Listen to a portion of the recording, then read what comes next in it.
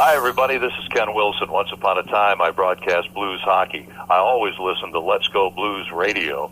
It's everything you'll want as a blues fan. Oh, baby.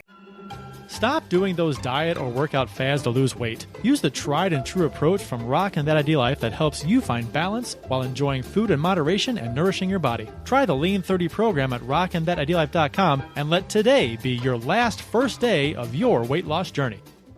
When buying or selling your home, you need to feel protected. Realtor Mike Burgoyne not only looks out for your interests, but as a St. Louis area police officer will make sure you feel safe and well-informed with every decision. Email Mike at strikewithmike.com and start the process today. That's Mike at strikewithmike.com.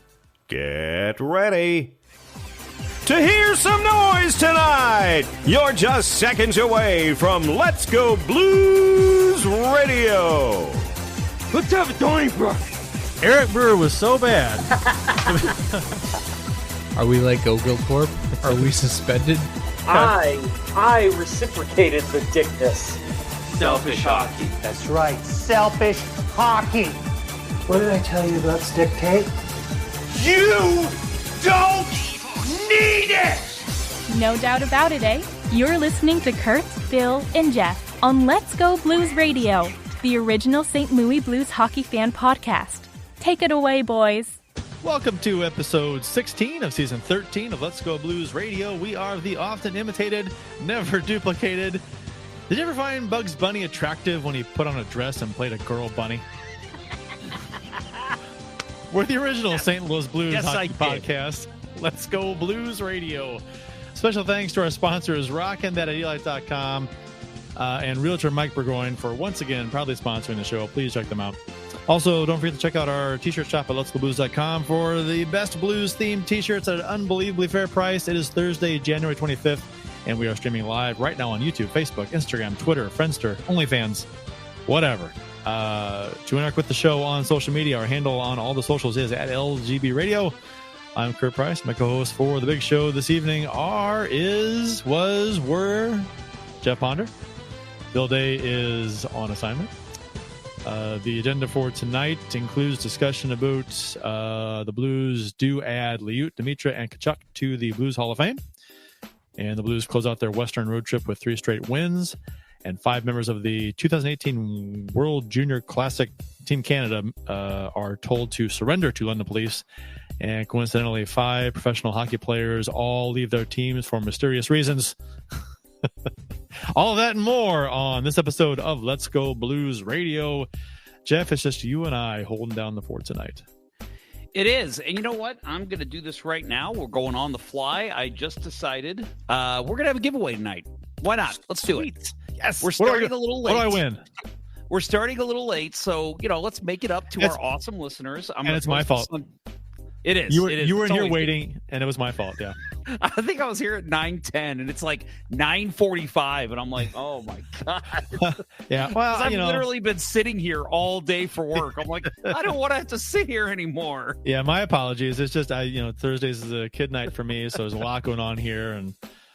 we came up with a strategy before the show that we should have come up with a long time ago for Thursday shows. Well, it wouldn't help tonight. Go a little more smoothly. You're right. I would have been by myself. Yeah. But you know what? I would have had Greg Hotard join me. Hotard 12's in the chat there right now. Or Austin, wherever the hell he is. Yeah. Where's our producer at? That's a good point. So let's see. Let me just tweet this right now. Vamp for me a little. Kurt, tell me something. What happened this week? Oh, what happened this week? Let's see. Well, I was supposed to play in a big pickleball tournament this coming Saturday in Springfield, Illinois. And my partner hurt his back a couple of days ago and had to go to the hospital today because of it. So he told me, he goes, hey, you better find a sub for Saturday because I cannot make it. So I was scrambling around today trying to find someone and called about 6 or 7 different guys, and everyone's last minute. It's hard to do. So no one could make it, so I may have to bow out of that tournament, which makes me sad that I cannot play in said tournament. It had been a 4-0 tournament, and I was looking forward to winning gold in that one. But, oh well, next time maybe. Oh well, it happens. We have longer, or are you good? I'm almost there. What are you doing? Well, I'm wanting to tweet out the rules so we get people to jump in too. Although I should just make it open to these people listening right now because they're awesome and they're already here. Sure. But let's see. So and you'll win a prize. Okay, so it's on all Twitter. I got to retweet this then. I'm posting it right now on my Twitter page. Did you tag the show? Tag LGB Radio. Tag me too, so I can retweet it easier. And Kurt Price, and we'll tag Bill, even though that dickhead's not here. No, he's being the dickhead. Facing allegations. I always want to tag Austin, but he never pops up for me. I know he's got a weird username. Why am I not seeing the? It's coming now. Okay. All right. So we got a giveaway tonight. Very simple. Anybody who, and I literally just came up with this. That's why I'm like on the fly doing this. Very excited about it, as you can tell. Comment of the show. I will announce it by, let's say, 10:30. Give me your best comment in the YouTube or the Facebook chat, and you win a prize. And grab this right here. Oh, we got boy. a couple options. Oh, boy. It's a goodie bag. You will get to choose between a St. Louis Blues yearbook. Nice. That's from 2001, 2002? No, 1997. No, this year's yearbook. Or the giveaway from Saturday. Nice. The Blues Hall of Fame banner that they gave. So it's got Tkachuk, Demitra, and Mike Liut there. So one of the best masks. Yeah. And I'll show you. Let me tell you. I told you about a little work problem. For anybody watching right now live, you can see that I'm watching hockey right now. Well, when the World Juniors were going on, I had a very important work meeting, and I didn't realize you could clearly see the glare behind me on the TV that's in front of me. So I had somebody comment after, somebody very important in my company, say, "Hey, how's the game going?" And I'm like, "Oh, shit, how does he – oh." So this provides the perfect solution. Watch this. Yeah. So he's hanging the banner up right over for those on the podcast. Yeah, that is – boom. Yeah, you can't see it. So I literally, like, when I'm not doing the show, I'm going to do that every day just in case. Matt Harris in the chat says, I went ahead and set up the official LGB Radio Grinder account. Don't worry. So we got an early front runner. Thank you for comment of the Thank show. you, Matt. Thank you, Mr. Harris. So wait, if it's a show Grinder account, does that mean that all three of us have to be present when we meet with the other fella? What? You know what Grindr yeah, I know what it is, right? but why would we? If it's three people on the account, right. That means that all three people would have to show up when they meet with the fella. I think one person could be representative of the whole. The group. I don't use the word. Use the word whole. Oops. Freudian slip. And hey, you know what? This one right here, I'm loving. Justin Scott. I still think someone needs to buy Jeff his season tickets. He's 3-0 at the Blues games this season. That is true. Yeah. They have played some good hockey when I'm in the building. Latest was this win against the Capitals, which we'll get into. But yeah, lucky me. And I'll tell you what, my first game this season was at December 16th. Hotar 12 was with me. We went and saw the Blues beat the Stars in overtime on a Parayko overtime goal. I wore my Parayko jersey for the first time in 3 years because I did not feel embarrassed about wearing it. And so he scores the game winner. They win the game. I go to another game. They win. I go the other night. He scores the game-winning goal, shorthanded. So all 3 games I've worn my Parayko jersey. So apparently that is the luck. It's 10 p.m. Do you know where your children are? Sorry, I was going to wait until you finished. It was itchy trigger finger. I accidentally hit it, actually. That's truth. No, you're good. I was pretty much done. Okay. You're good. Well, anyway, so we got a lot of hockey to talk about tonight. So again, best comment of the show by 10:30. You will win your choice of the banner or the Blues yearbook. Nice. And Kurt, I do have one saved for you as well. Right on. Yeah, I thought when you held it up, I was like, are you giving away my banner? No. So what's funny is, so I'll admit I had a couple beverages Saturday night. What? So, yeah, me, right? At a Blues game? At a Blues game? No. I've seen you. So I got with a up few beverages in you at a Blues game. All right. I was with my buddy, and we got up. The game ended. We watched the 3 stars. We go downstairs. We go to the bathroom. And as we're getting ready to leave, he's like, where's the bag? Because we had a bag of his banner, my banner. They gave away the yearbooks. They actually give those away to us because we spent a certain amount of money in the gift shop. And then he also had bought a hat in the gift shop. So he had his other hat he had brought with him. And I'm like, shit, okay, yeah, like that's worth going back and looking. Because they have it like roped off. You're not allowed to go back at a certain point. I just went under the rope. Oh. I go up there. There's I know. You went under the rope? I did. I went under the velvet rope. Are you welcome back in Enterprise now? Yeah, never allowed back.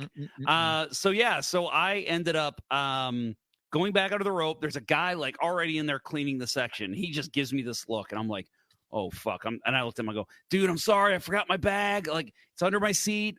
I'll just get that and go. And he goes, oh, yeah, no problem. And as I'm walking back down, he comes over, and he hands me 3 more banners. And he goes, you want these? I just found them. And I'm like, wow, hell yeah. So I made away with 5 banners on them. That's okay. I wonder how many giveaways are actually left in the seats. A banner maybe is easier to leave behind. I'd imagine bobbleheads are not, but no. You got to wonder. Surely there are always some giveaways left. I bet you there's even some bobbleheads. 12,000 bobbleheads given away, or whatever, 8,000, whatever it is. Surely one's left or 2's left. Yeah, got to be. Yep. Keith Price says he is. That's your brother, it is, Keith it Price, who I now know and is now my favorite Price. He said, except Carey Price, of course. Oh, sure, yeah. Your long lost Canadian. My initial Eskimo brother, initial person, whatever that Eskimo brother. Because we have the same initials. Oh, is that what Eskimo brother? I don't think that's what Eskimo brother means. Let's make it that way. So he says, I'm 1-for-1 versus the Rangers. So I saw Keith at that game, and it was funny because the minute I walked up, I was like, you're Kurt's brother. Like, I could tell because, gene pool's very small in your family. And it's same as mine. It's basically a family tree. It doesn't fork. So yeah, that's the same as mine. My brother looks just like me too. He says all the time. Like he said, literally had one guy come up to him at his job, didn't even know who he was, didn't know his last name, and was like, are you related to Jeff Ponder? And he's like, yeah. And he's like, I play hockey against that guy. And it's like, I didn't even tell him my name. And I'm like, dude, look at us. Come on.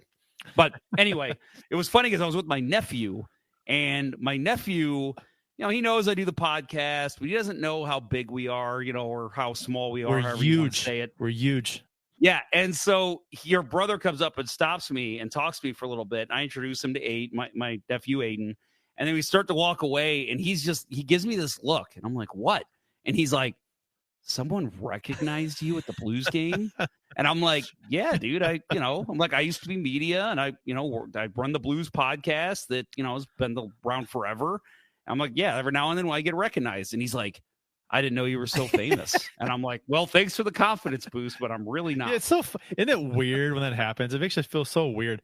Like I was at Sunrise Brewery that one time, and I'm sitting at the bar, and Amy's to my left, and the guy sitting to Amy's left whispers to Amy, he goes, is that Kurt Price? From Let's Go Blues Radio? And she goes, yeah. And he goes, okay, I thought that was him. Yep. And so no, I'm with you. There was one time I was just at Sam's getting gas, and I saw a guy. I think originally he saw my Let's Go Blues Radio bumper sticker, and I saw him kind of looking at that, and then he looks over at me. He just goes, Ponder. I look over, and obviously I play a lot of hockey in the area. I've worked in a lot of places, so I'm just like, oh, hey man, how you doing? Because I don't know this guy, but clearly he knows me. And he's just like, love the show. And I'm like, oh, you're a listener. And he's like, yeah, show's great. You guys are awesome. And I'm like, thank you. And I luckily had some stickers in my car, gave them to him, and very nice man. But yeah, it was very weird to just be like, because it was 10 a.m. I'm standing, it's cold. I got this big coat on. I just need to get back in my car. And I got this guy talking to me about my fucking podcast that I do for fun, basically. Yeah. It's a weird, it's so strange. Yep. All right. So official beers of episode number 447. Seven. You can follow each of us on the Untapped app. My handle is cprice12. Jeff says J Ponder 94. Bill's is Billy Blue Note 33. I will go first since that's the way we're doing it. And I think it'll be hard pressed to have a lower ABV than this one tonight. 4.2. That's not crazy low, but it's low. Okay. That's a simple Mick Ultra. I'm not going fancy tonight. Just going simple. Not bad. You know what? There are few beers that are better than the Mick Ultra after a round of golf, after a hockey game. Just gonna say that is my golf after a marathon, a 5K, whatever. I mean, it's a tasty beer for those moments, especially. I don't remember what course it was. It was a while ago, but I remember being at a course and they had like a bunch of Schlafly products, which clearly I love. They had stuff from like Boulevard. They had a huge beer selection, and I still ordered like 6 Mick Ultras for our cart. And my buddy was like, "Aren't you a beer snob?" And I'm like, "Yeah, but we're on the golf course. Like, there's nothing better than a Mick Ultra." Yeah, I can't think of anything worse than like a big heavy stout on the golf course. Oh, no, absolutely no. There are situational pairings for beers. Absolutely. Yeah. So mine, I believe, is one that I've not ever had on the show. I don't know if you've had it, but it's phenomenal. I have not. I saw your picture earlier. I have not seen it. I've not had it. It's Bluewood Brewing, and I don't know. Is this a local brewery? It says Benton Park. Benton. So there's more than one Benton Park, though. Right. So I don't know if it's here or somewhere else, but it's called, which I love this name, Bananas and Blow, Bavarian style wheat ale. And it literally, as I said on Twitter, yes, it is. It's on Cherokee Street. It's here? Yeah, Cherokee Street. All right, Bluewood Brewing. I knew that. I see the logo. I'm like, yes, I knew they were there. I just didn't click in my head at the time. Yeah, Bluewood. I've never heard of them, and I've had this beer a couple times, but it wasn't until this time I noticed. Oh, Benton Park. Yep. So yeah, I'm gonna have to go check you out, Bluewood Brewing. Keith Price, like milk on a hot day, bad choice. Talking about the bad beer. Yeah. And then more that girl, Amy, says, yes, Bluewood is local. And Kurt has been there. I have been there. Well, you know what? Yep. I've been to a lot of beeries. Right. And you can't, Bluewood, okay. I have no excuses. Bluewood. I have been there. We've all been there, Kurt. I don't even know what that means. I'm looking at the pictures now. I'm like, have I? Well, I'm looking at the pictures. That's nice. Holy crap. It's like a smoker's lounge. It looks nice. I've been here. I'm looking. I see. I don't recall being here. The Baked Beaver, friend of the show, says that's a Ween song. I did not know that. That band. Have you ever actually sat and listened to Ween, Kurt? No, I don't think so. They are something. That's a detailed analysis. I will just say I'm not a fan, but they put out stuff that is so fucking weird that I'm just like, I guess this is in someone's music taste. Like some of the songs are like comical, but I don't know if they're like meant to be comical. Yeah, I'm looking at Bluewood Brewing and these pictures online, and this is a really nice, cool looking brewery. You've been there, apparently. I don't allegedly. It's a brewery. A lot happens in a brewery. You drink in a brewery. I may not have remembered this brewery. That's true. That's a good point. I forgot to remember. It could have been I don't know. I could have been with a group of people, and it could have been late. I could have been like just riding along with some people and said, let's go to Bluewood. Okay, where are we going? I don't know. Walk in. I'm sure. That's how I am when I'm out of town. Usually in St. Louis, I have destinations in mind. Well, but whatever. I recommend it based on the pictures alone. Well, I'll tell you, I think this is the only beer I've ever had from them, and I love it. This is, I think, my third time getting it. Does it taste like Does it have bananas, the flavor? Oh, Okay. yeah. Yeah, it's a strong banana flavor, and it's like that heavy kind of lagerish Bavarian style. And so it's just, it's very good. It's very refreshing. Every single banana beer I've had, I've loved. Every single one. Yeah, me too. And you know what's funny is I love bananas, but there's a ton of like banana flavored stuff that I hate. Well, it just doesn't taste right. Like banana candy. Beer is good. Banana candy, I don't like. They all taste the same. Yeah, the Laffy Taffy. I mean, it's got a very familiar taste, but it doesn't necessarily taste like bananas. It's like off. Yeah, it's like watermelon candy. It's like, yeah, a little bit, but it's like off. Yep. Okay, that was a nice tangent. Bluewood Brewing. If you'd like to sponsor Let's Go Blues Radio, contact us at blueshockeypodcast@gmail.com. Or radio at radio at letsgoblues.com. Or info at Let's Go Blues. It's radio. It's radio. It's radio. Yeah. It's radio at letsgoblues.com. Or Kurt at letsgoblues.com. Or J Ponder. Yeah, or give your Gmail address. It's Jeff at Jeff at Let's Go Blues. Jeff at letsgoblues.com. Yeah. Not Let's Go Blues Radio.com. Let's Go Blues.com. Right. So the St. Louis Blues have added Mike Liut, Pavel Demitra, and Keith Tkachuk to the St. Louis Blues Hall of Fame officially. Liut, Tkachuk, and Demitra's families all dropped the initial puck for the home game against the Capitals, in which Jeff was in attendance. As was Bill. Demitra's wife was very appreciative of the Blues and the city of St. Louis. She was interviewed by like everyone. Yeah. After that happened. Yeah, I think so.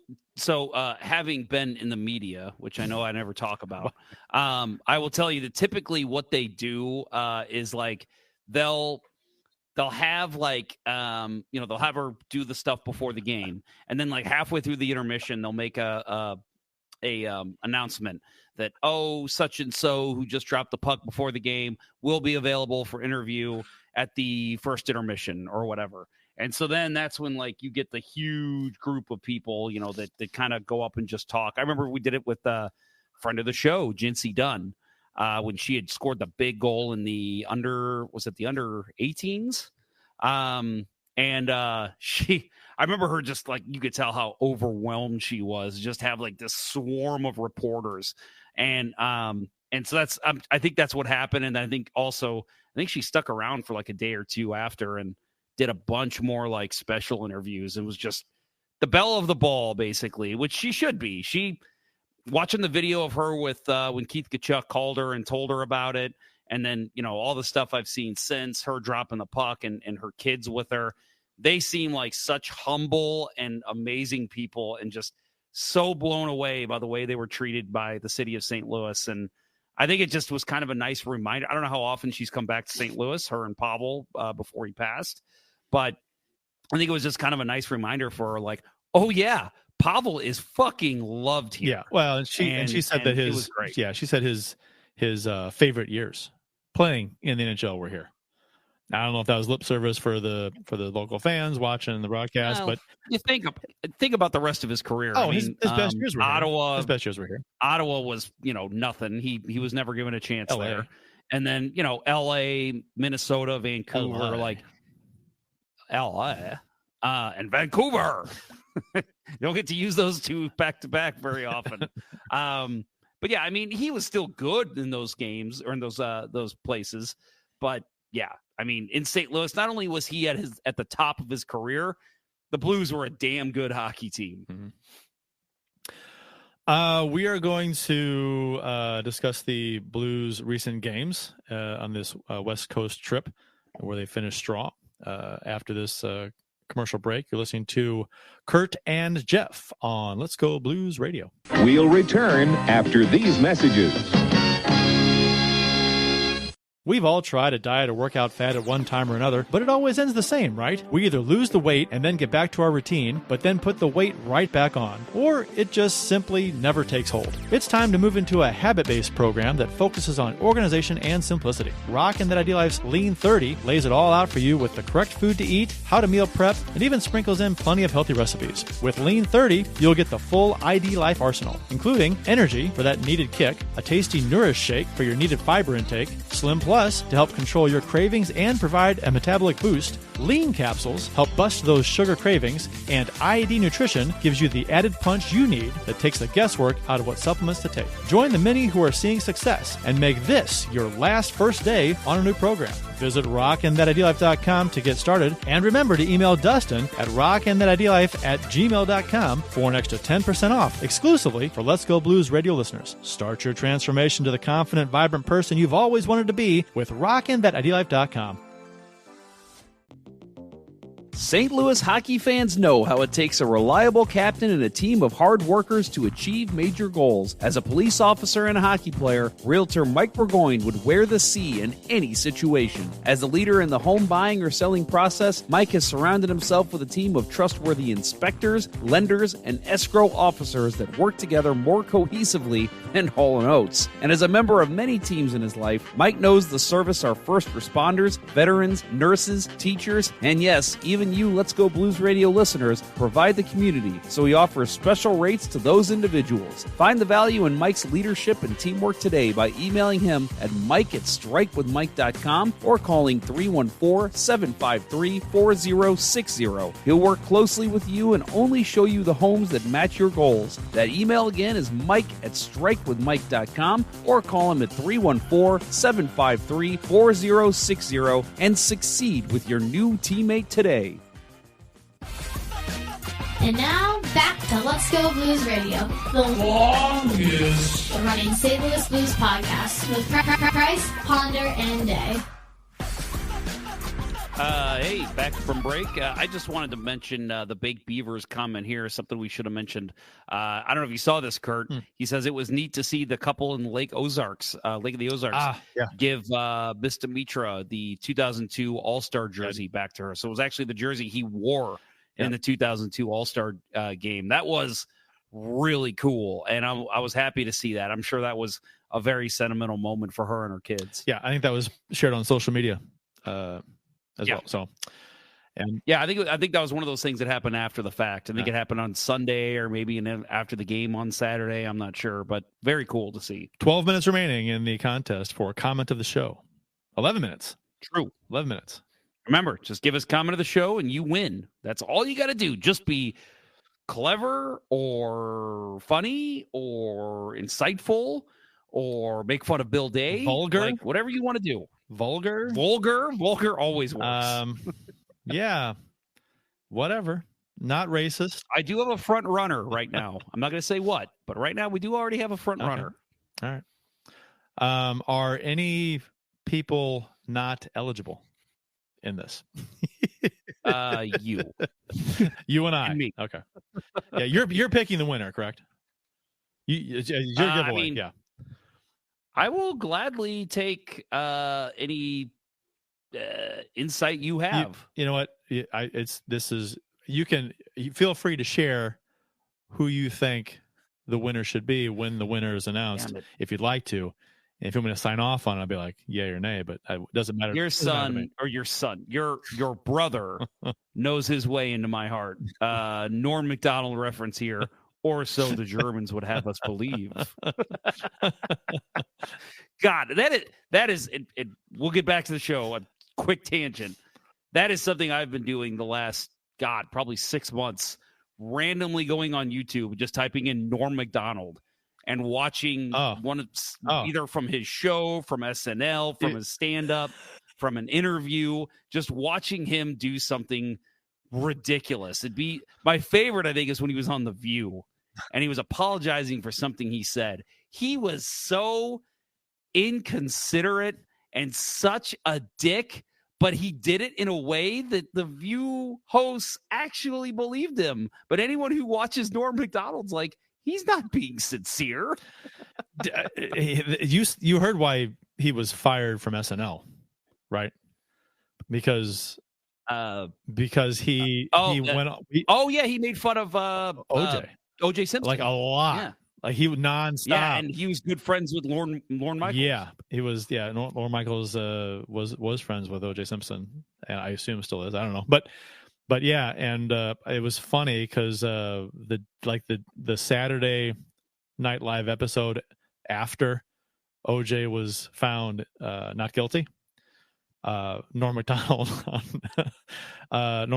said on the news there on SNL, he goes, and this just in, murder now legal in California. Yes, that's a great one. So good. The Baked Beaver says the All-Star jerseys are a joke, right? You know what? Oh yeah, we don't have that in our notes. No, we don't. Let's we should discuss that very quickly. Yeah. I am not a fan. I'll tell you what. I kind of like them a little bit, but I really want to see them on the ice, because for me, most of the time, if I just see a jersey by itself, I'm like, I hate that. But if I see it on the ice, I'm like, oh, it works when it's on the ice, full gear. It looks different. So we'll see. But I think I probably like them. If you say you don't like them, I probably like them a little more than you do. I will say you're right on that. The biggest one for me that I always go back to is the Winnipeg Jets baby blue with the Jets just written in cursive. Yeah. I hated that. Yeah. And then when I saw it on the ice, I'm like, holy shit, that looks incredible. Yeah. So you know what these look? You're right. When AJ from Tealtown, USA, right? He first time I saw this, he shared them right away before I had seen them yet, and I saw them on social media, and I said they look like hot dog condiments. Something you put, the jerseys look like something you put on a hot dog.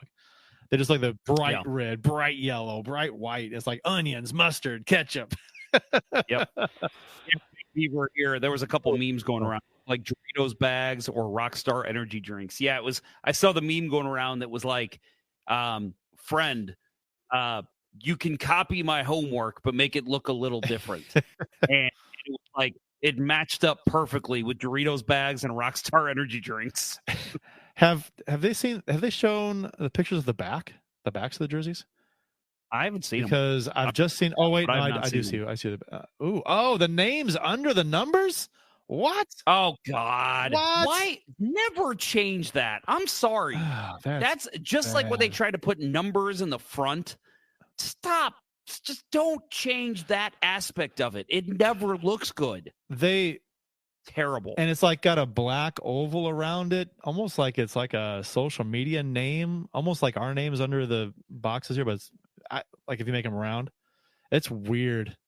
I hate that aspect. The name under the number, that's insanely stupid. I don't care if you're trying to do something different, something cool. No, there's a reason why things work and some things don't. The back is terrible.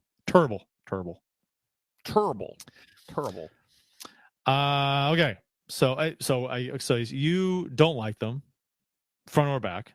I'm okay with the front. You're probably right. I need to see them on the ice. Yeah, because it's not like an atrocity like the terrible Flames not understanding how stripes work and like the Red Wings just making the same fucking jersey over and over and over. You don't want to like that. I don't need to see that shit on the ice to know I hate it. These I might need to see. So let's circle back on that, as they say in the business world. We will talk about it after the All-Star game. Okay. Let me put it up on screen here real quick. NHL All-Star jersey. Let's see. Oh, no, it's Men's Fanatics. There we go. Let's share that and put that up for the viewers. Yeah. So there's what I mean by the name under the numbers. Yeah. Oh, terrible. I do hate that. That no matter what, I will hate that. But the fronts, I don't like. They look like practice jerseys to me. They look like kids jerseys, like something like for a grade school team or something. It's I don't know. I mean, it might work. I mean, it really depends on the pants and the helmets and the gloves and everything. but we'll see. I mean, I've seen worse jerseys, much worse. I've had better. Just about I've had 90% of I've had better. Just about 98% of roller hockey jerseys you see today are worse than this. So, well, and I from what I heard, like as Keith Price mentions, the jerseys were designed in collaboration with Drew House, the fashion brand co-founded by global superstar Justin Bieber. And he's got quite the hockey tie-in, obviously. Yeah, he did a Maple Leafs jersey. Okay. Yeah. Which I didn't really care for that either. No, I didn't either. But so I get trying to do the tie-in with Bieber. You know, same thing with the NFL, trying to bank off Taylor Swift. You know, so I totally get it. But and from what I heard from I don't know if it was him or his agency or whatever, I did hear somewhere that he tried to basically make the old conference jerseys from the early 90s, but make them look like modern jerseys. That's kind of the idea he went. And I'm like, I don't see that. Like, I guess I kind of get it with the stars around the sleeves and stuff, but I just, it went a whole different direction. I mean, I don't know.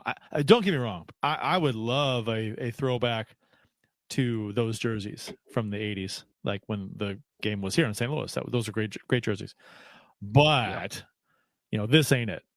You know, you can get a whole hell of a lot closer to those jerseys without being those jerseys than this stuff. Why not just remake those jerseys? Yeah, or with I love you could remake those jerseys with a modern look and have it look almost exactly the same, but you can tell it's modernized on a for the jersey. Yeah, I agree with you. Yep.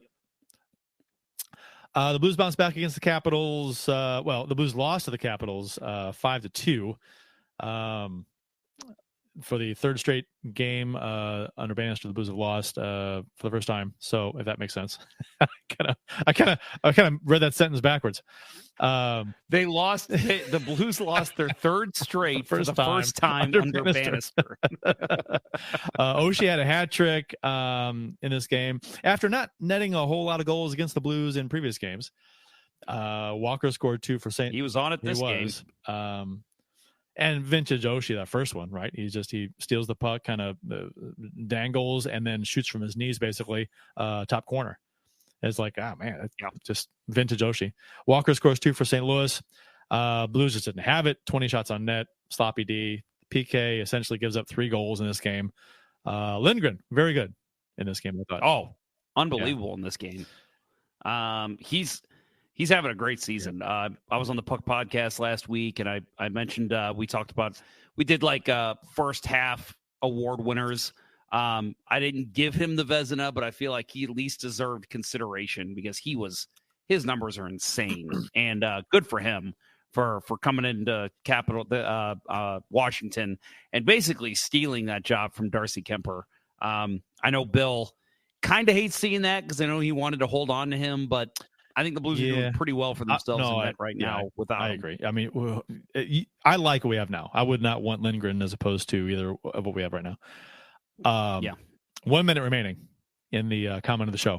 Well, we'll say after this game. After this segment, talk about this game, and then we will. Then we'll announce on a winner. So we'll give you maybe another couple minutes here. Shots in this game. Okay, so you want to talk about Justin Falk? You were not a fan of his in this game. Just a little stuff. Justin Falk, I think, since coming back from injury, and we'll talk later. He is back out at least for a game. He has looked awful since coming back from injury. I said that on Twitter. Somebody else responded and said he's looked bad all season. Not going to argue that. I don't think he's been bad. I don't think he's looked like Justin Falk all season. No, he has been bad since coming back from injury. Yes, correct. He's been worse lately. Yeah. Right. Yeah. And I do not like him with Krug. I think those two early in the season, they were okay, but I feel like they just are not playing well off each other. When Falk was out and they put Kessel with Krug and they've put them back together now, that looks like an awesome pairing. I know Krug's had his issues this week, but I have loved that pairing together. I think keep Falk and him apart. I thought in this game, Nick Leddy looked really bad. There was constant times where he was just in no man's land, and he just wasn't blocking passing lanes. I hate Nick Leddy on the penalty kill, personally. I think he's a good his best game is transition. You're not transitioning much when you're shorthanded, even though the Blues have scored a lot of goals shorthanded. I just don't like him on the PK. He's not a passing lane guy. He's not a body up guy. That's the kind of guys. That's why Robert Bortuzzo was so valuable on the PK, because he was a guy, big body, could block the passing lanes, could block shots. I just don't see that with Nick Leddy. And again, in this game, we'll talk later, they did improve over the week. Special teams, I thought, was rough for the Blues in this game. I think if they score 1 on 1 of their 5 power plays, this is a much different game. And at this point, the power play continued, even though they've had a couple games they scored 2 goals. At this point, it was still glaring how bad the Blues special teams have been, not just power plays, but the PKs have not looked good. Ovechkin had multiple chances in this game on the power play. And I know he is a world-class goal scorer, and if not one of the best goal scorers of all time. Who's that? And this guy named Ovechkin. I have heard of him. Yeah. And I know that everyone says, like, how does he keep scoring from the same exact fucking spot all the time?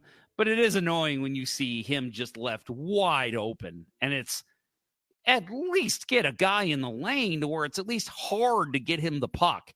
And I thought Binnington played this game very well for the most part. And just, again, the special teams really let him down. Shots in this game were 26-20 for Washington, only 20 shots on goal for the Blues. Binnington stopped 21-25. You mentioned the Blues being 0-for-5 on the power play. Washington was 2-for-4. So when your special teams aren't getting it done, and the other teams or your power play is not getting it done, and the other team is converting on half their chances, you're probably going to lose this game. I mean, you just a 1-goal swing. If you go 1-for-5 and Washington goes 1-for-4, completely different ball game here. So again, like, you look at the special teams, and I think in this game specifically, you can say special teams let them down in this game. The Blues have moved up a little bit in the standings as far as power play percentage goes recently. They've had some good games recently. The last about their last 20 power plays, they're about 30%. So and they're up to 14.2% now, which is good for 27th out of the 32 teams. So yeah, it was better than the, what was it, like 6 or 7% for a while, a good chunk into the season. Yeah.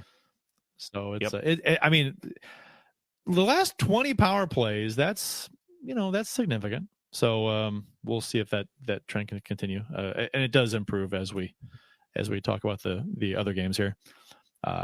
Did you want to announce a giveaway of the comment? Yeah, I'm reviewing a few right now that I've not officially read. So okay. Let me do that a little bit. I don't know if you have some that you want to at least mention as honorable mentions. You can go ahead and do that. I think they're all terrible, but let me see. They are. They're all horrible. There was one that I liked. It was early on. What was that? Let's see. I do like winning unlimited here. I'd play better hockey if I had a shiny chrome helmet. Here's one that says Kurt is right. That's got to be common on the show. Matt Harris. That's your winner right there, right?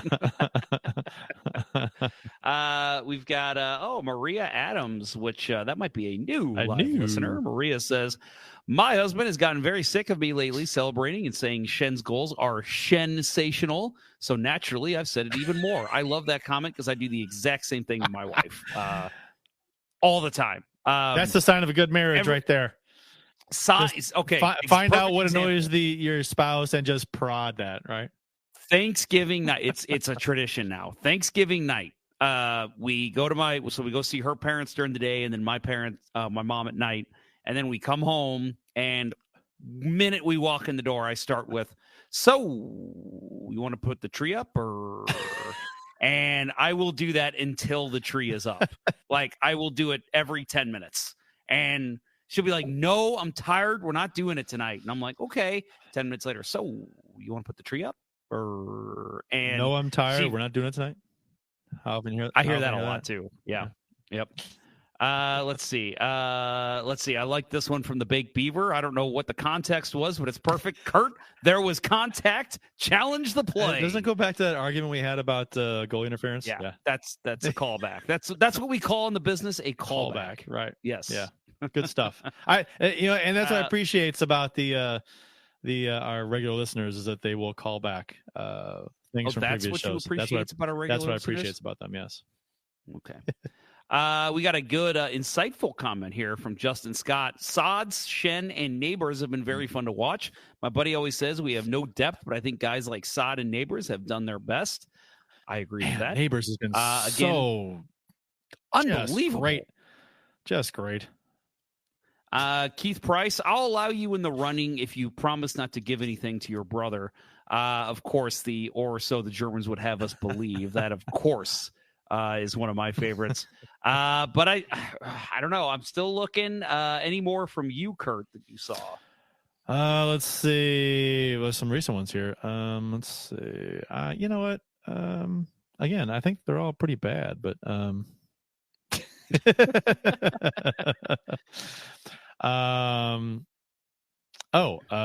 don't know what this is in context to, but I like it out of context. Along with Will Arnett and Michael Bublé. Talk about the captains. They're having celebrity captains for the All-Star game. Yeah. All right. There is one that I saw, and I know this person is going to be very excited. Is this it? Trying to find is this the winner? Yeah, I've got the winner. All right. It was one of my front runners early, and I'm going to go with it, but I'm having trouble finding it right now. Do I need to vamp again? Give me a minute. Should I throw up a weird comment? Here it is. Got it. Congratulations to my friend Hotard12. He says, running the show tonight is Elton John and Adam Rippon. Nice. Perfect. Nice. I mean, Adam is he's very clean shaven, but I think he's going with the fact that I'm still wearing my work clothes and my hair looks nice. So yes, Hotard12, you are the proud winner. I usually would say at this point, contact us on social media. You have my number. Tell me what you want. Do you want the banner or do you want the yearbook? See, I think congratulations. And thank you to everyone for participating. These kind of things are always fun. I think we should try to do these kind of things more often. Yeah, just give away more of your stuff. Yeah, right. Who wants this $300 frame of the Blues winning the Stanley Cup newspaper? You know, give that away. Why not? The framing cost just obscene? Oh my god! So I think I've told this on the show. Awful. We bought this house. We found out we were getting it when the Blues were playing Game 1 of the Western Final. We moved in. I think it was a week after the Blues won, and the Cup. And I told my wife, I'm like, just so you know, because we got some money back at closing. I was like, just so you know, that's all going into Blues memorabilia. And she laughed, and I'm like, you should stop laughing because it's true. So I got this one framed over here. I got another one over here. The Bozak, what a trip. Bought a bunch, my Stanley Cup here. Like, I really did blow a bunch of money on memorabilia. But I told her, I'm like, first cup, I have to do it. Sure. I spent a lot of money on stuff too. And I'm like, why not? Yeah, I'll eat later. Mm-hmm. That's what I said. I was like, you and Shay can eat later. This is funny. It is true. It's spot on. That Keith Price line feels like it's from a deleted scene in Clue. As the Germans would have you believe. My favorite line in cinema is in that movie. Don't you know this is a free country? I didn't know it was that free. Flames everywhere. That was a great movie. Get on with it. Okay. The line from a movie, yes, but sure, get on with the show too. So the Blues did have the second of the back-to-back against Washington. They did bounce back against the Capitals, winning 3-0, powered by a Jordan Binnington shutout. Coming into this game, you can't lose back-to-back games to Washington. I mean, not that they were, at the time they were ahead of us in the standings. They might still be, I don't know. But, losing back-to-back when you need points against a team that you, with a good game, you could have beat the first time. And with a good game, they did beat this time. So shut out by Bennington. Didn't have to do much in this game. Power play goal in this game for the Blues, which was nice to see. Beautiful redirection off the point of a point shot by Thomas. That was a goal by Neighbors. Neighbors, beautiful Thomas shot. And great read from Thomas, like knowing to just put that through traffic and it would find its way because through. Thomas doesn't shoot on net to score from the point. No. That's not, he never does that. No. That was for a deflection. Yeah, and in this game too, not a lot of shots. Like you said, 29-18 for St. Louis. Bennington did not have to be great, but he did make some really great saves. He had one. There was a backdoor chance, I believe it was end of the second period on the power play on Ovechkin, that he made just a fucking monster save on. At that point, I'll admit, I looked at my buddy as we were at the game together, and I looked at him and I said, you know what I'm thinking. I'm not going to say it, but that's a save right there that usually leads to what we don't want to say. And he just nodded and he goes, say no more. Let's not even talk about it again. And I'm like, yep. And for those who don't know, that means you don't talk about a shutout before it happens. Nope. So, yeah. It was funny because I did hear the word like behind my left shoulder at one point. I heard somebody say does it. That? And it was one of those, like, somebody said, like, the C word or something. And you're like, huh? I looked back and I was like, who the fuck said that? Do you think fans in general, do you think that stems from like the people who know that superstition? Do you think that stems from people who played, or do you think everyone knows that superstition? I think it stems from people who played. I think so too. I think it's from people who know goalies, Right. Like goalie, it stemmed from goalies saying like, don't put that idea in my head. And so the players started saying, okay, we won't say it. Players are obviously fans as well. So then the fans started picking up on it. Now it's global. Well, and that's my thought. Yeah. And, former players become fans, former players at all levels, all the way down to rec and men's leagues, and then you become, and then you're fans too. So you carry that superstition from when you're a player over to being a fan. You don't say the word shutout when one's going on. Although if the other goalie has a shutout going on, you're more than happy to say it. Right. Oh, that's my favorite thing to do. Like I even have a buddy. Nice shutout you got going there. Yeah, I'll say I have a lot of friends, that play goal, and every now and then I'll have to face off against them. And every time even like early in the game, it'll be like first period, and it's like 10 minutes into the game, I'll skate by the net and I'll just go, shut out. Shut up, Ponder. Nice shutout you got there. It'd be a shame if something happened to it. And the shorthanded goal by Parayko on a 2-on-1 wrist shot, beats him glove side off the post. It was a nice shot, but this is a shot he should have. The beauty of that goal, though, I love that goal, not because of the shot, because of the breakup on the play. There was a scramble in the far boards from the telecast. And I don't remember who it was, but somebody in the Capitals tried to feed it back over, I believe it was to Ovechkin, who was, if not for Parayko, wide open on the far boards, on the near boards. And they threw it in the air. Perfect play to like not get it picked off. And Parayko right there, stick up, caught it right in motion as it was probably 2 feet off the ice. And then clear lane to the net with one other guy. I remember who the guy was on his left, but he had another player with him, 2-on-1, perfectly executed. Again, I agree that's a shot the goalie should have, but still to be able to pick that pass off, lead the rush, just know to go, just go north, just move. And that's what he did. Put it on net. Beautiful goal. And again, ends up being the game winner. Another shorthanded goal for the Blues. Yep. These shorthanded goals this season have been bonkers. We will talk more about shorthanded goals as the night continues. But yeah, I mean, just and again, I thought Lindgren played except for that goal. I thought he played very well. And the Blues really had to work for their goals, and it was nice to see. And I think that was something I kind of mentioned a couple weeks ago when we were talking about, is this team starting to form an identity? Hard-working team that is going to make any team in the league piss their pants because they're relentless. And I hate to use that word because that, clearly is a Berube word, but still, just a team that will work hard and not let you get easy victories on them. Even though we've seen some this year, for the most part, they don't go away and they keep fighting. St. Louis was 1 for 2 on the power play. Washington was 0 for 3. So special teams playing a role. And so the Blues then played, where are we at here? I lost my spot. Calgary. Incredible 4-3 comeback win with a late goal against Calgary from Brandon Saad. So they were down 3-1 over halfway through this game, and it's been fun to watch the Blues come back in some of these games this season. They've had a number of multi-goal comebacks.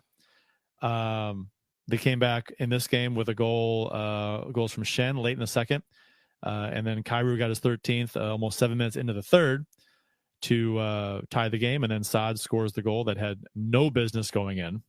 I still don't know how this goal went in. Was it there was a stick check on the shot. Might have changed direction a little bit right when he shot it off the post and in. Markstrom had a great game. He did. And I was like, that one went in. That was the one. Yeah. I agree with you.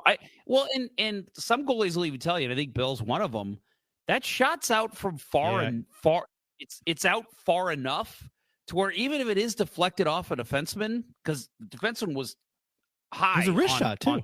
He was right on him. It was a wrist shot. So even if it's deflected out that far, usually a goalie can pick it up in time, and it's not an issue. Yeah, I agree. Yeah, for some reason, it just went in. He shot it from... Wasn't expecting a shot. It was just inside the blue line. It was a wrist shot. And the defenseman was there, and he kind of stick-checked Saad as he shot it. So maybe it came off his stick funny, and he didn't pick it up. Obviously didn't pick it up. But that and off the post and in. Unbelievable. I couldn't believe it when I saw it go in. I mean, that was he was just about where Yzerman was when he scored on John Casey. He was about 3 or 4 feet closer to the net. That's it. You think my wife would know late in a game, tied especially, to not rest her head on my lap while the Blues are playing. And she had her head, she was kind of starting to fall asleep, even though, she kind of gets used to the come on, the loud, obnoxious things I'll kind of blurt. But yeah, when that goal happened, she was probably minutes from falling asleep. And that goal goes in, I jump up. Oh my God. I lost my shit. And I felt her whole body just jolt the minute I stood up. And I was like, ooh, sorry, honey, but come on. You know the rules. It's a goal you didn't expect. A lot of times when a team scores, you see the shot coming, you hope it goes in, there's a scoring chance, or it's close to the net, it's going to be close. No, you're not expecting a goal here at all. So that was that's good stuff. Yeah, and I'll say, so, obviously leading up to that goal, the story of the game that, that's just kind of following the journey of the game. I so many times said, and I think I even posted it on Twitter at one point, this is going to be a game. This game has all the makings of an ass kicking, because I thought the Blues came out, played really well. Markstrom made some ridiculous saves. One of them early on a power play, Kevin Hayes got the puck. I think if I don't know if you remember the play, but it comes across, he's on the right, he's left-handed shot. He cradled, kind of like a Tarasenko, cradles, then shoots. And it was a good shot, but Markstrom got across, gloved it, beautiful save. If he one-times it, that's probably a goal. But unfortunately, sometimes you just can't one-time every shot. So a couple big saves. That was probably his biggest early on. Then I thought, the Blues tank just looked empty. They had 3 really good chances that Markstrom stopped. And keep in mind, too, Markstrom was coming back from an injury. He had missed 3 games. And before that, he was lights out all of January. So when I heard he was coming back for this game, I'm like, of fucking course he's coming back for this game. Blues is luck right here, right? And so then he plays that well early on. And then the Blues, I felt, just dipped. The offense was gone. All of a sudden, the pressure's all Calgary. Mackenzie Weegar scores that goal in the first period. once they got into the zone, Calgary, their east-west passing was so dynamic. It looked so good. Best that I've seen from them all season. And I thought, God damn it, they are just picking the Blues apart. And then Weegar scores that goal. Well, then the rest of the period, Calgary keeps coming. Bennington's playing well. That's when I kind of said, this game's over. You know, it may be 1-0. It might as well be 6-0 because there's just no way. I just don't. It had the feels of that first Vancouver game. They lost 5. Was it 5-0, 5-1? Well, Calgary has 30 shots through 2 periods too. I mean, they're peppering. Yeah, and luckily, Saad had a might have been his best game as a Blue. He had a breakaway chance. He hits the crossbar and then comes right in and scores again right after he hits the crossbar. So he comes in, scores, makes it 1-1. But then 3 minutes later, Hanifin scores. Then Sharon Govich scores a minute after that. And I just thought, again, 3-1, this game's over. There's no way. Nice effort, kind of Blues, but it's just too little, too much, too little, too late. And then the third period happens. And what a fucking third period. I mean, holy shit. Yeah. I mean, didn't have a ton of shots, the Blues. They had 7 to Calgary's 5 in the third period. But good defensive, honestly, from both teams. Sure. Good defensive play. Sure. And Parayko, just a fucking beast. I mean, you can't say enough about his play this season. No. It's just, I mean, it's not like he's had a nice stretch and he's settled back into, he's been great the whole season. He just looks confident. That was something I felt like, for the last 2-3 years. I'm like, he doesn't have any confidence. He gets the puck, and I feel like he's just looking down at the puck, and he's just like, all right, up the boards and out, he gets the puck, and we're seeing what we saw in the Cup year and the years before. I'm going to take this and, kind of the goal against Washington. I'm going to pick this pass off, and then I'm going to fucking skate it up, and I'm going to score a goddamn goal. I've never felt that way about, not never. The last couple of years, I have not felt that way about Parayko. I feel like he gets the puck, and it's just, how do I get this out of the zone? Now it's, how do I turn this into offense? And it's unbelievable, the turnaround we've seen this year. You want to know who Money Puck had for this game? I'm going to guess. Deserved to win. Deserved to win, I'm going to guess, what is it, a percentage, right, of 1,000? Yep. I'll say 65% Calgary. Very close. 1,000 simulations, 62.6% Calgary. I think that counts as me getting it right. That's pretty damn close. I say the give or take is 2.5%. So I think we'll make it 2.5 from now on. Okay. So you got a 5% margin to get it in. All right. I'll take it.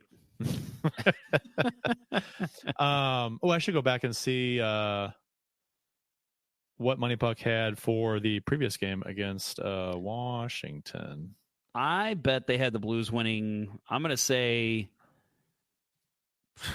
71% of the time. Let's take a look. I bet okay, well, we'll look. You said 71. Okay, it's at 500 simulations. It's at 600, 700, 800, 900, 1,000. Blues 65%. What'd you say? 70? Oh, that's still pretty good. Yep. I didn't win, but very close. And Money Puck actually got one right. This is one of the few that Money Puck has gotten correct. Yep. They're typically wrong with this stuff. Yep, they are. But no, in this game, man, I thought, who was it? Somebody here said, where is it? There was a Kairu comment I wanted to pull up. Oh, good Lord. Oh, yeah. Here it is. From the Baked Beaver, he says, I have to mention I talked so much shit on Kairu, but he has turned things around quite a bit. I'll add that I would love to see him be a little better with puck handling and receiving passes, but him carrying the puck into the slot and shooting, yes, and that's exactly what he did on his goal. I thought that was his biggest goal of the year, personally. 6 into the third, just literally wrapping the puck around the left face-off dot and then just firing the puck. And it's like Do that all the time, and you will be a 50-goal scorer. When he scored that goal, I was like, see, that's what you get when you shoot from when you should be shooting. You know, I mean, he still frustrates me quite a bit in the offensive zone. He has made a number of really nice defensive zone plays, though, too. So, and neutral zone plays. So, back checking, I think his play has increased exponentially from last season. 100%. In the offensive zone, though, man, he still frustrates me with passing up shots. You know, in good goal scoring zones on the ice too. So, but yeah, so I'm not gonna. There's just some of the stuff I go back again to the last home game against Vegas. He had a ridiculous goal where he beat like 3 defenders and then roofed it on the goalie. And we saw him do that so much his first 2 seasons in the NHL. And we're just not seeing that puck control. If he can get that kind of puck control back and have that laser beam of a wrist shot, again, easily a 50-goal scorer in the NHL. He just needs to put it all together again. I know he's young. I hope he'll get back to that. But, man, he's got all the tools to do it. Let's just see it. Shots were 35-26 Calgary in this game. Benton made 32 out of 35 saves. Power play, Blues 0 for 1, Calgary 0 for 3. No power play goals in this game. Before we get to the next game, I do have something I want to ask you. Yeah. But before we get to that, I wanted to say I thought Binnington had a very good game. And I think for the most part under Bannister, for whatever reason, the goalies have been great. Hofer had a little stinker against, I think it was Florida. I think Binnington had a rough one maybe in mid-December. But overall, I mean, especially going to the week after Christmas or the week of Christmas, I guess, they had a stretch there where it was like the goalies were unbelievable. And I'll tell you, I have the luxury of being able to watch other broadcasts whenever I want. And I did watch, actually just kind of out of necessity, which I can explain at a later date. But out of necessity, I kind of had to watch the Calgary and Vancouver game broadcast. I'll tell you, man, I've watched probably, I don't know how many games the Blues played, about 45. I've probably watched a good 15 or 16 on different broadcasts, and every single one of them that Binnington's played, they are very, very nice talking about Binnington. Like, every one of them's like, the stats are not fair for this guy. He has been great for the St. Louis Blues this season. He's been unbelievable. Even last season, he got a bad rap. The defense was bad. Like, and that says a lot to me. The guys that are, because the broadcasters do watch a lot of game tape. Because they want to be ready to talk about guys who are playing well, guys who are snake bitten, guys who are, putting in the effort, guys that maybe aren't, guys that, and they're wanting to be able to talk about that during the game. So they will watch the upcoming opponent's games when they can. And to hear these guys and not the idiots going off analytics, to hear them be very complimentary of Jordan Binnington makes me realize there are smart hockey analysts out there that are able to see it and be like, yeah, he'll have a stinker here and there. But for the most part, he's been kind of a savior for this team. Every goalie has a stinker here and there. I mean, that's everybody. Justin Scott in the chat says that people still hate Parayko, which is hilarious. I mean, I haven't seen a ton of people. I mean, there are some. There's always gonna be some people, but is that a thing?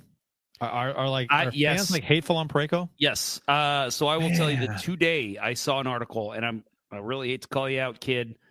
I don't even know if he's a kid. He might be my age. I don't know. I did see an article pop up on the Hockey Writers today, and the title was "Trade Targets for Colton Parayko." And when I saw that, I said, this is a Toronto Maple Leafs writer that is just picking a Colton Parayko to, we're going to get him, I looked, it was the Blues writer. It was Ethan Carter, actually friend of the show, Ethan Carter. And I thought, Ethan, come on, man. Is this sorry, man? Is it clickbait? Is that what this is? There's no reason to trade. And this is coming from a guy who last year said, I just want his contract off the books. I said that. I will admit, man, I was fucking wrong. You trade Colton Parayko right now, fire Doug Armstrong 2 minutes later. Yeah. Like, you don't move him right now. I mean, it's funny how things work because last season his contract looked to be, oh, this is not going to be a good contract moving forward because he has lost it.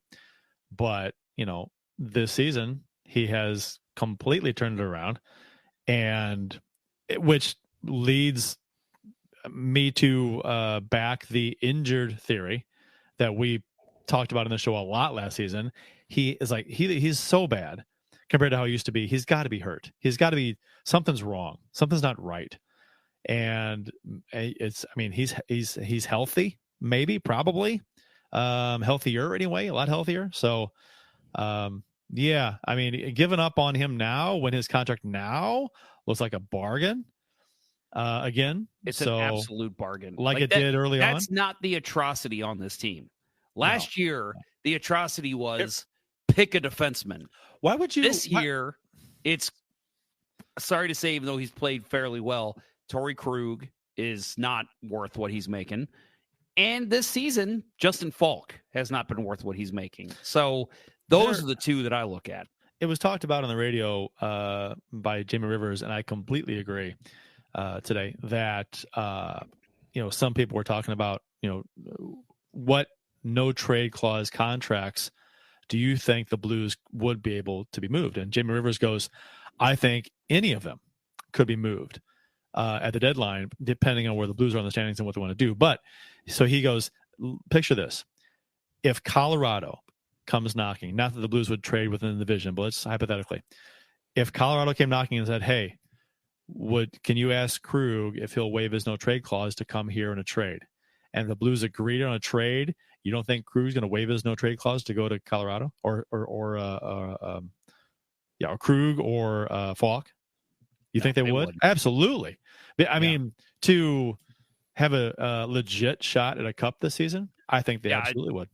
I mean, for the fact that remember, those two are not cup winners. So, yeah, right. that's one factor that they want to win a cup. Two, they're going to a good team, like a team that's not, I think Colorado's going to fall off a little bit the next couple of years because of contract issues, but they're still going to be competitive and good for years. And so, yeah, you want to go to a good hockey market, in Colorado. You think of like Colorado, Tampa Bay, even for different reasons, but there's plenty of good teams those guys would waive their no trade clauses to. And would they? I don't see any reason why a team like that would make a move like that. But if it did happen, hell yeah. This is, and the Baked Beaver says they need a third line producer or a second goaltender, though. Yeah, but this is just hypothetically. If a legit cup contender comes to you and says, hey, we want you on our team, will you waive your no trade clause to come here? I mean, I think the odds are very high that would happen for any of the no trade clause folks on this roster. Especially the defenseman. Yeah. So it's not, and that's totally, there's no inside info there. It's just, it seems like common sense to me. And coming from Rivers too, former player, he's got that mentality. So he knows how players think sometimes. So, he's on board with that. And I completely agree. So, yep. Well, hell of a win here against Calgary. Yeah. So I wanted to ask you before we get into the Vancouver game, what did you, and I'll try not to show my hand.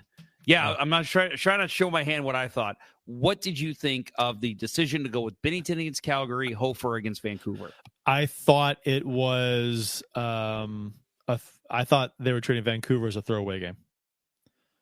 I thought they were going to go, they're obviously going to go, one then the other. They're not going to start Binnington back to back. And so I was like, when I saw Binnington was starting against Calgary, I'm thinking, well, Hofer is going against Vancouver and probably a throwaway game, but then again, Vancouver started their backup. So that was backup against backup. So I understood that. Okay. Well, Coach Price, Coach Kurt Price, leading the St. Louis Blues going into this weekend. That's different. What do you do?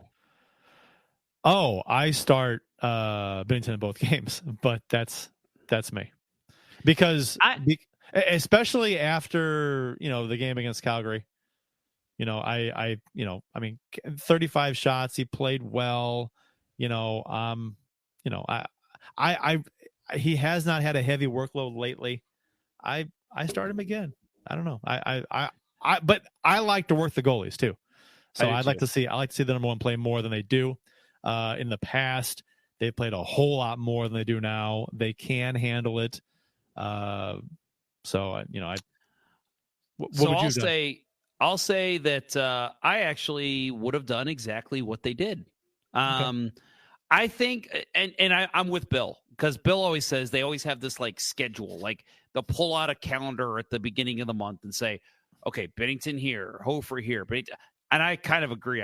I'm not saying they specifically do that, but I do think they have this in mind and they say, well, we should do this, this, this, and this, planning out ahead of time. I don't think you do that. I think you say, Bennington's our starter. We'll start Bennington in the games he needs to go. And then when we feel like he needs a rest, we'll start Hofer. And I do think in this situation, you go in against Calgary and you say, you need points against Calgary because they're a wild card team. They're battling you for a wild card spot. Okay. You need, because that's a 4-point swing. You take away 2 points from them and you gain 2 points if you can win. So you put your starter against the team that you need wins against. Then, again, I don't say, Bennington, you're starting Calgary, Hofer, you're starting Vancouver. I say, let's see how Calgary goes. So in the Calgary game, I felt like Bennington got worked pretty well. 32 saves on 35 shots. I thought he had to make a lot of acrobatic saves. He looked really good in this game. Despite that, I think I say, you know what? You played really well, Benner. This is a situation where I say, all right, Joel, Benner had a real tough barrage of shots last night. You're going tonight against Vancouver. And you say, we know it's a big test for you, but you're an NHL goalie. You're going to have big tests. And I think this is a situation where you let your kid, and kind of like what you said about the Blues, a throwaway game. It's more like if we win, that's fucking cake. Perfect. Well, yeah, right. And once I saw that it was backup against backup, I'm like, wow, okay. That changes the story for me completely. But again, I like to start the number one. I'd like to see the number one start more than they do anyway. So I agree. But I think in this situation, I was fine with the way it was handled. I think that it worked out great. Yeah, I mean, clearly they got 2 wins, so it's hard to argue. But I'm just saying, I like the way they handled this situation. I think it was done well. And again, you need those points against Calgary. You want to get the points against Vancouver, but guess what? If you miss 2 points against them, it's not going to kill you in the wild card race, except the fact that you just didn't win. Keith Price asked, didn't Fuhrer play every game in 95-96? Could be wrong. He did not. 79 games? He missed a few. Yeah, we talked about this a couple weeks ago. We looked it up. I think it's 78 or 79 games he played. Yep. And wow, light, sound, geometry, bring in the heat with his prediction. And it's not even a question to him, right? Woo! Blues have a number one center, defenseman, and a money goalie. Yotes are falling off a cliff in a dumpster fire, and Preds are nothing. LA a dumpster fire. Oh, LA a dumpster fire. Yep. Preds are nothing. Okay. We're going to the playoffs. Yeah. All right. I don't know. We'll see. Those are some bold predictions. Okay. I think the Blues are in it until they're not the very end of the season. And if they get in, that's great. The Predators won tonight, so they're 3 points up on the Blues. The Blues have 2 games in hand on the Predators. I'm not impressed with the Predators. I'm not impressed with the Coyotes. I think that last wild card spot is the Blues to lose. I think they can get in. If they continue to play like they've been playing lately, they're going to get in. That's me. Or so the Germans would have you believe. As so the Germans would have us believe. Thank you, Kurt. Thank you, Keith Price. That awesome. Should be your only comment ever.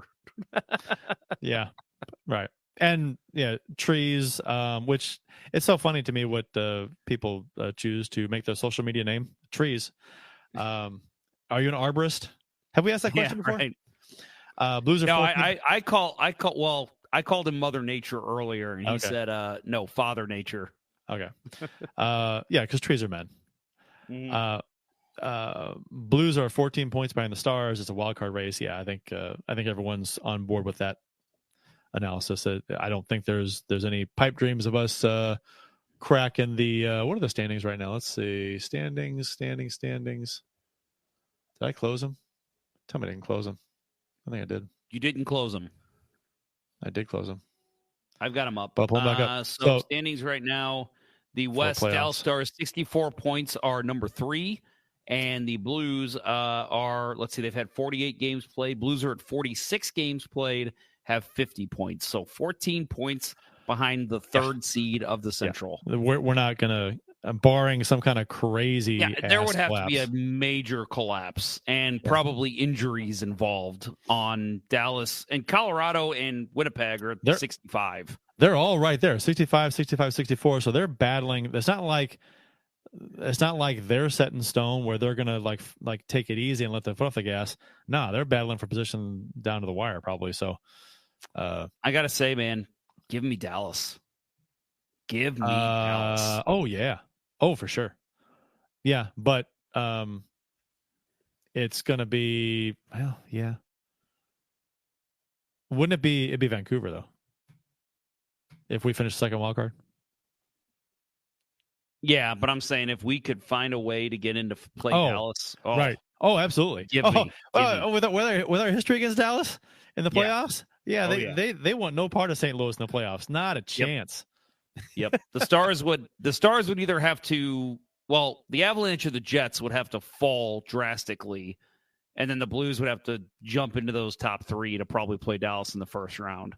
But man, give me Dallas. Yeah. I mean, it's not even close.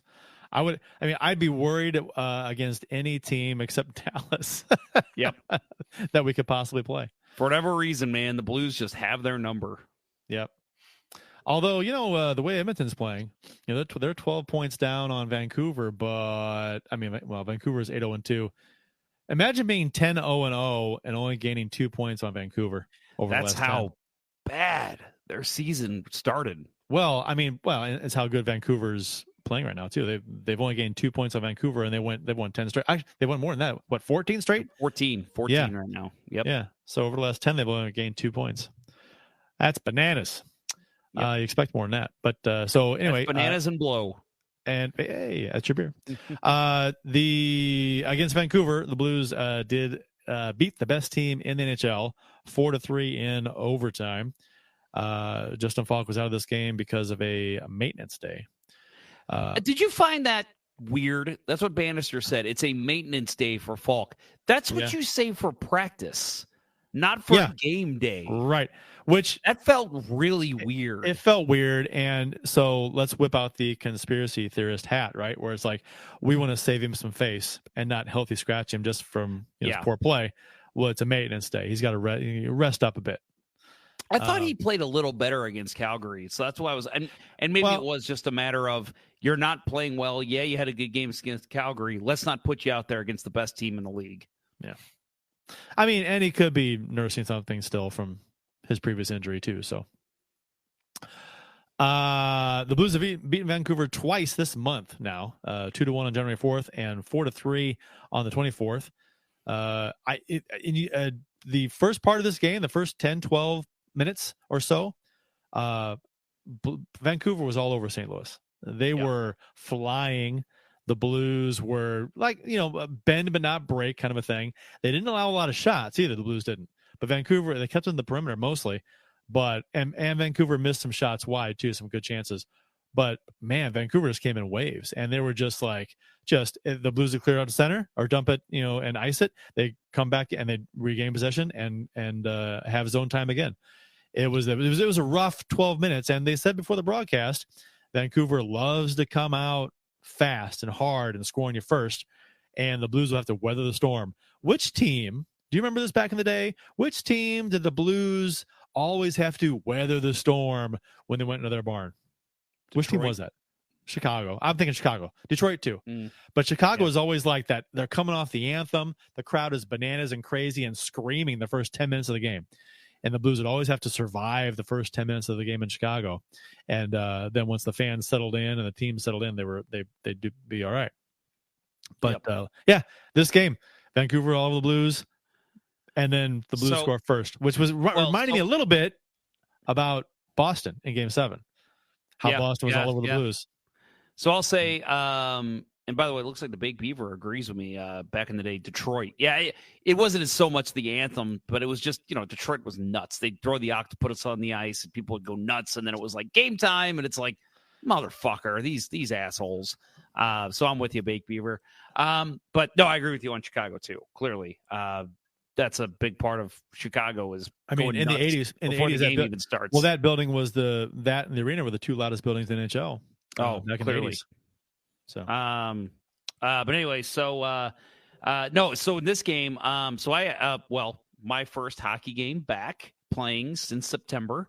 So I didn't want to miss this game, especially after the big Calgary win. I'm like, but man, I'm not going to fucking miss my first game back in 4 months. So I only was able to, so I did, typically, does any team ever try to not score first? There was a period there where I think when the Blues were not a playoff team, their record was, I think, better when they didn't score first. That's weird. And it was like, I remember us saying, I don't know if it was me and you at this show, it might have even actually predated this show, which is hard to believe, that we'd be like, man, maybe the Blues just need to pull the goalie to start the game. Go ahead, score a goal, guys. But no, so I did miss the start of this game. I was back for pretty much the start of the third period. And so I caught the third, and I watched the rest of the game earlier today on replay.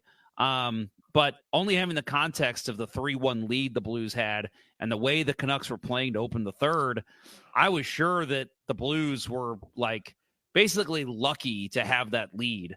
And I was like, man, they must have just potted a couple easy ones on DeSmith. And it wasn't until I watched the rest of the game that I realized that really wasn't the case. But like you were saying, early in this game, so I started the game earlier today, and the first 10 minutes, it was all Vancouver. I'm like, holy shit. With not many shots, though. Was true. With not many shots. They had 4 shots. That was it. Yeah. Which was crazy.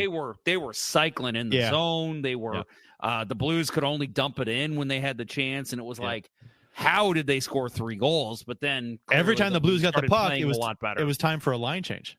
Because they were in the zone for a minute and a half, right? So the Blues couldn't really pressure. I've got it very, very quickly. My physical therapist is not a hockey person. I asked her what if she knew what it was that they played with, and she didn't know. She's like, a ball? No, it's not called a ball. Wow. But I thought it was really funny because she asked me today, she said, so how much did she goes, so you played last night? And I was like, yeah. She's like, how much did you play? And I was like, well, it's 15-minute periods, and it's stop clock, so 45 minutes, and I played about half the game. And she just looks at me and she goes, that's it? And I go, that's it? And she goes, yeah. Baseball. She goes, you couldn't play the whole game? And I go, no one has ever played the whole game. And she goes, really? Isn't it like soccer where you're just out there the whole time? And I'm like, you have really never watched a hockey game, have There's you? There's a lot of walking in soccer. There was, that's what I told her. I was like, in hockey, you're out there and you're moving the whole time. So you got to go 45 seconds to a minute and then you try to get off. But I'm like, in soccer, it's the play's down there. I'm just going to stand here and wait till the ball's down here. It's a lot different. It was really funny because even another physical therapist walked over and she goes, You think hockey players play the whole game? They'd probably lose 30 pounds every night. So, yeah, I thought that was funny. So, yeah, talking about like long shifts and, playing. And I haven't told her, I go, right. NHL games are 60 minutes. The highest minute getter right now is probably at about 25, 26 minutes a game. And she's like, man, it doesn't seem like a lot. And I'm like, trust me, when you're watching the length of a game, you notice when the top defenseman is out there and you feel like they're out there the whole game, even though they're clearly not. The Blues finally started to generate some offensive zone time after 10, 12 minutes in the first period. And Neighbors scores at 13-14 on a nice give and go with Thomas on a one-timer from the slot after a pass from behind the end red line. By the way, the NHL called this a wrist shot goal by Neighbors. A wrist shot? On the Blues site, this goal is listed as a wrist shot.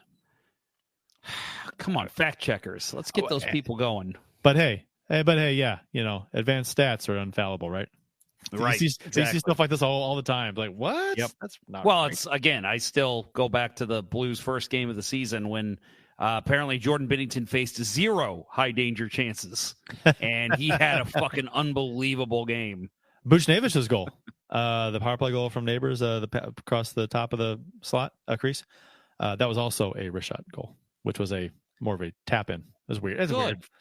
God, man, are you paying attention to lights out geometry in the chat right now? No. Man, he doubles down a couple minutes ago talking about playoffs. We are in. Blues are going to playoffs. Then he just said, we are getting playoff hockey in 2024. He is all over letting people know what he thinks. Well, he's obviously very excited about the last few games, right? Especially the last 2.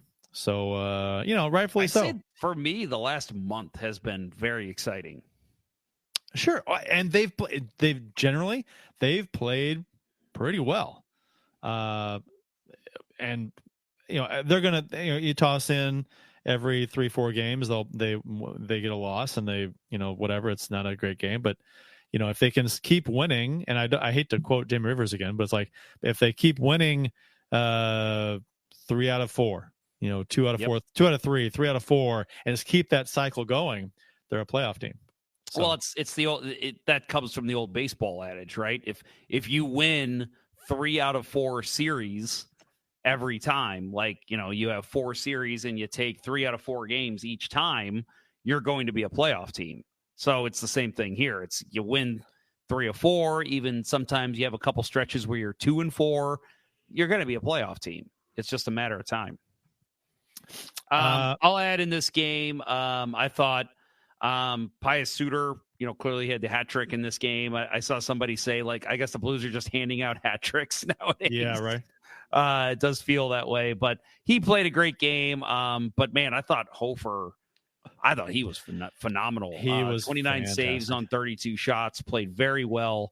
And there was that monster save he made.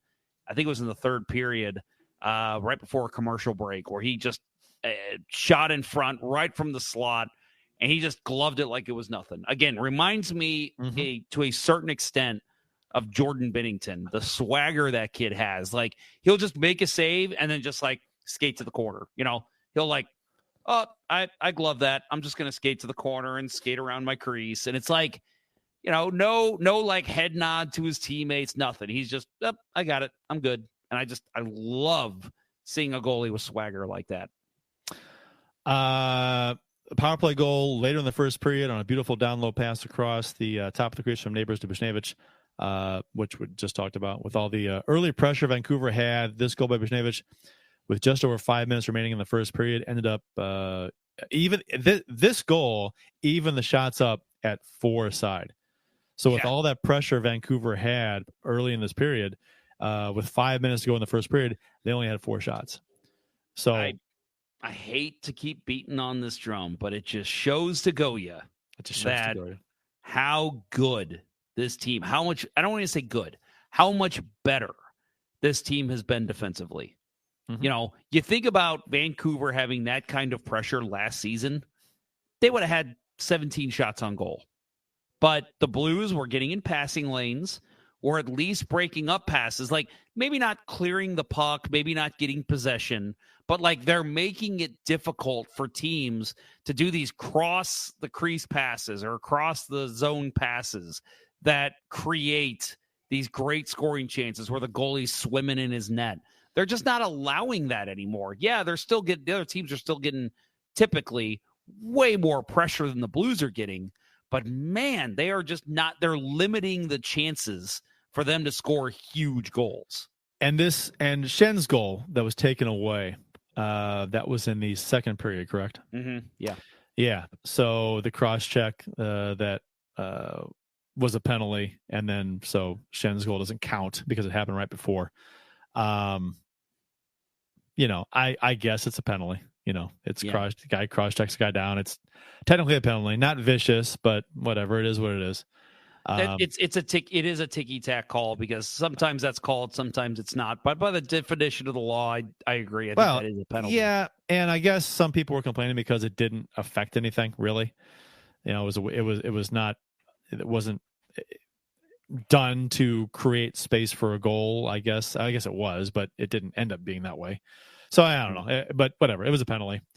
And I thought, man, if that goal accounted 3-0, I'm thinking with the way the Blues were playing so Vancouver comes out balls to the wall, and then the Blues just turn it around, and the Blues are playing very well, and they're just coming to Vancouver, and the Blues are scoring something Vancouver couldn't do in the first 10-12 minutes of the game.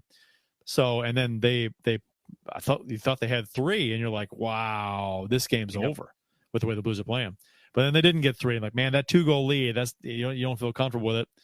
And then the third period happens, and they score a minute into the third period, which I thought, well, first of all, yeah. So a minute into the third period, Suter scores a nice goal. Hofer's scrambling, beats him 5-hole. It's one of those things. But then Toropchenko's goal, like 41 seconds after, huge. Man, that was big. So huge. And then I'm like, third period, you regained your 2-goal lead, took all the momentum right back away from Vancouver. Massive goal. Huge goal. And then Suter's, it was a nice goal too. Out muscling the defenseman when he tried to stick lift him right in the puck. I mean, you can see on the replay, he stick lifts him, but then Toropchenko has the strength to put it back down on the ice and then chip it over the goalie. So I'm like, wow, because it's hard to bring, if you've played hockey, it's easier to lift the stick than it is to push it down. If you're like to stick lift somebody, you have more leverage, but to come back down and push a stick down when he's trying to pull you up, man, that was impressive. I was impressed by that. It was. But then Vancouver comes back. They score 2 goals. They get a goal about 4 minutes later from Suter. I think people were kind of giving Hofer a hard time on this one. A little miscommunication at the side of the net. And I think somebody said Hofer is not as good at playing the puck as he thinks he is. And I said, no. People say that about Binnington too. I said Hofer is very good at playing the puck. Yeah. I think the Blues, the more you play the puck, I mean, you're going to have flubs. Every player does.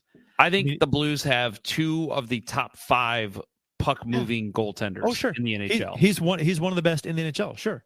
Yeah. And I don't understand why. I mean, maybe that's old school thinking. Don't handle the puck as much. But no. You want him handling. Yeah, that's a huge. Before Binnington, that was me. I always said, you know what? I want the goalie to stay in the fucking crease. Like, don't even risk it. See, I liked it. I was back in Curtis Joseph days. I'm like, oh yeah, come out and handle it and do that little knee flick that he'd use his knee as a fulcrum and just flick it. Oh, my next door neighbor was he used to play goalie for me in the street. He didn't play anywhere else, but yeah, every time he wanted to play the puck, that's what he would do. He would just do his knee flick, and I'm like, oh, you're Curtis Joseph, man. I love it. Yeah, but I used to feel that way, but then Binnington came out, and I realized how a good puck moving goaltender can help a defense with a breakout, and I'm like, damn, like, give me more of this. And the fact we have 2 of them now, because I think that was always a little bit of an issue in like the Elliott and Allen days, because like Elliott never left his net. Allen would leave the net, but he wasn't great handling the puck. And it was like whenever, when they were doing the 1A, 1B, it was like the defense had to readjust every time there was a goalie change. Now it's like we play the same way because both our goalies are so good at handling the puck. You really see a difference. Oh, I mean, teams that dump the puck in and try and wrap it around and goalies that cut it off, they completely thwart their forecheck. I mean, you knock it down, you give it to a defenseman, and you've got zone exit. It's fantastic.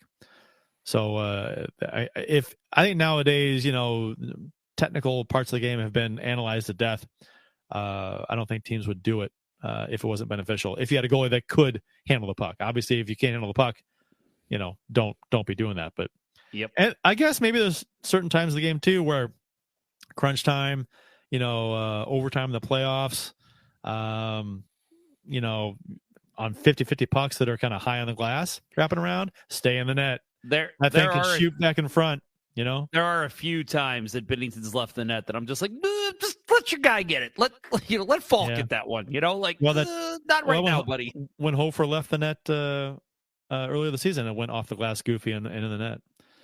So, I mean, but can you imagine that happening in overtime in the playoffs? Oh God! Fans would have fucking killed him. They would have just destroyed him on social media. And when it's absolutely not his fault, that's a fluke. You can't. Oh, absolutely. You can't. I think we talked about this at the time. You cannot base your play to account for flukes.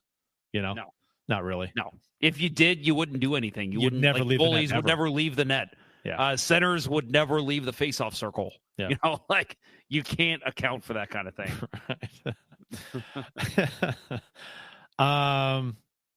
Yeah. So, and then Suter scores to tie the game with 52 seconds remaining in this game off of a shot from the near boards. Shot hits the post and then comes in front. Hofer is down. And Letty swipes at it's a bouncing puck has come off the post. Letty swipes at it, misses because it's bouncing, and then Suter happens to get it when it's bouncing, and it just kind of chips it over, flutters over Hofer, and in I'm not just gonna. And listen, I don't want to say that I think the Blues are at major fault. They shouldn't have let this happen. It was a good read by the Canucks. And by the way, I also thought it was funny how Suter scores the hat trick, but I guess because it was such a scramble, nobody realized that he scored a hat trick. So it wasn't until they announced the goal that all of a sudden the fans started throwing their hats on the ice. And I don't know, did you see at the very end when Krug had the puck with 3 seconds left on the clock and he's behind the net with it? Yeah. He there's a hat behind the net, and you see him just take his stick and flip it toward the net and then carry the puck. Yeah. But anyway, I don't want to say that I'm mad about that goal. It was a good goal. Vancouver, they did all things right.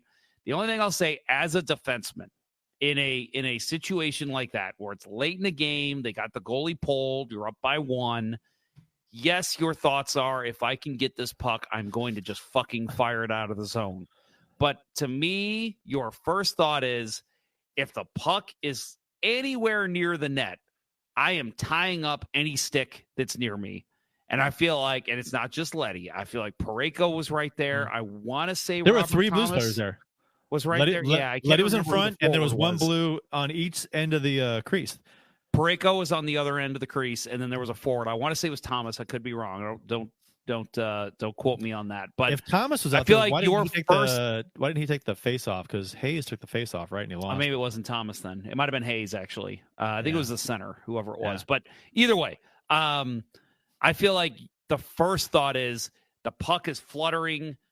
I'm going to just tie up any sticks that I see near me, so that way nobody's just going to fucking poke this past the goalie. Yeah. And I know it's quick second thinking. It's reactionary, what's going to happen.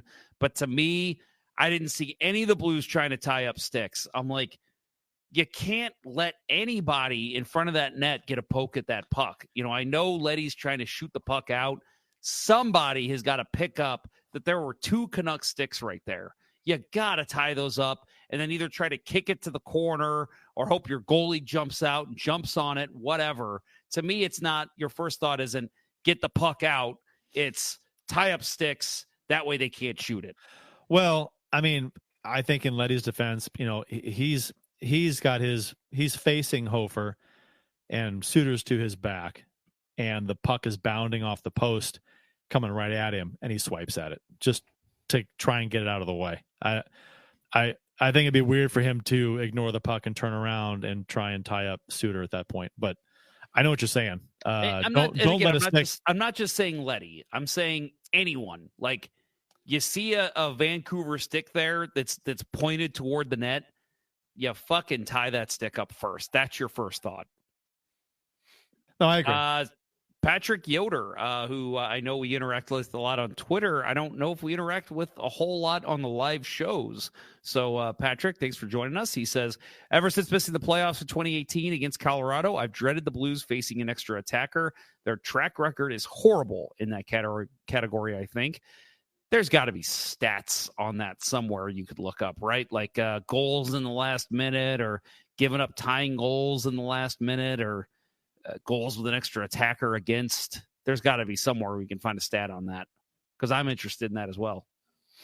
You know what? I'm looking at the replay here, and this was actually very well positioned for Vancouver on that game tying goal, because Vancouver had a player at each post, and then Suter was at the top of the crease in the low slot. So I'm looking at where the defenders are. Parayko, like the shot hits the post. I think Parayko's initial reaction is to go to, I think, is that Pettersson at the near post? And then, because Letty is pretty much right on Suter when he's swiping and missing. Yeah, that's tough. It's a bang, bang play. It is. And that's what I'm saying. I wasn't even mad at the Blues. It's just that's the one thing I took away from it. Is I'm like, to me, you're tying up sticks, not trying to swat at a puck.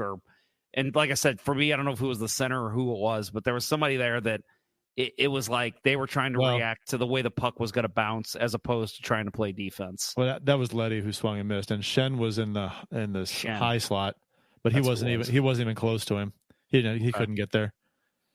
Yeah. Looking at this, and this, because Letty's looking right at the puck. Obviously, he's going to try and sweep it away, and it's bouncing.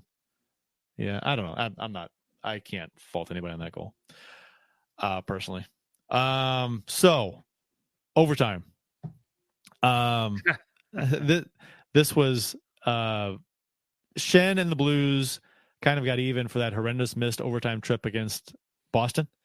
That cost them the game when Shen cross checks down Pettersson in this game at the edge of the crease, and got some space because of that. Backs up, trade more space, gets a pass from Letty from behind the net, and scores far post. So it looked like Pettersson went down pretty easy on this. I think you had some comments on Letty coming in the zone, but as far as this goal goes,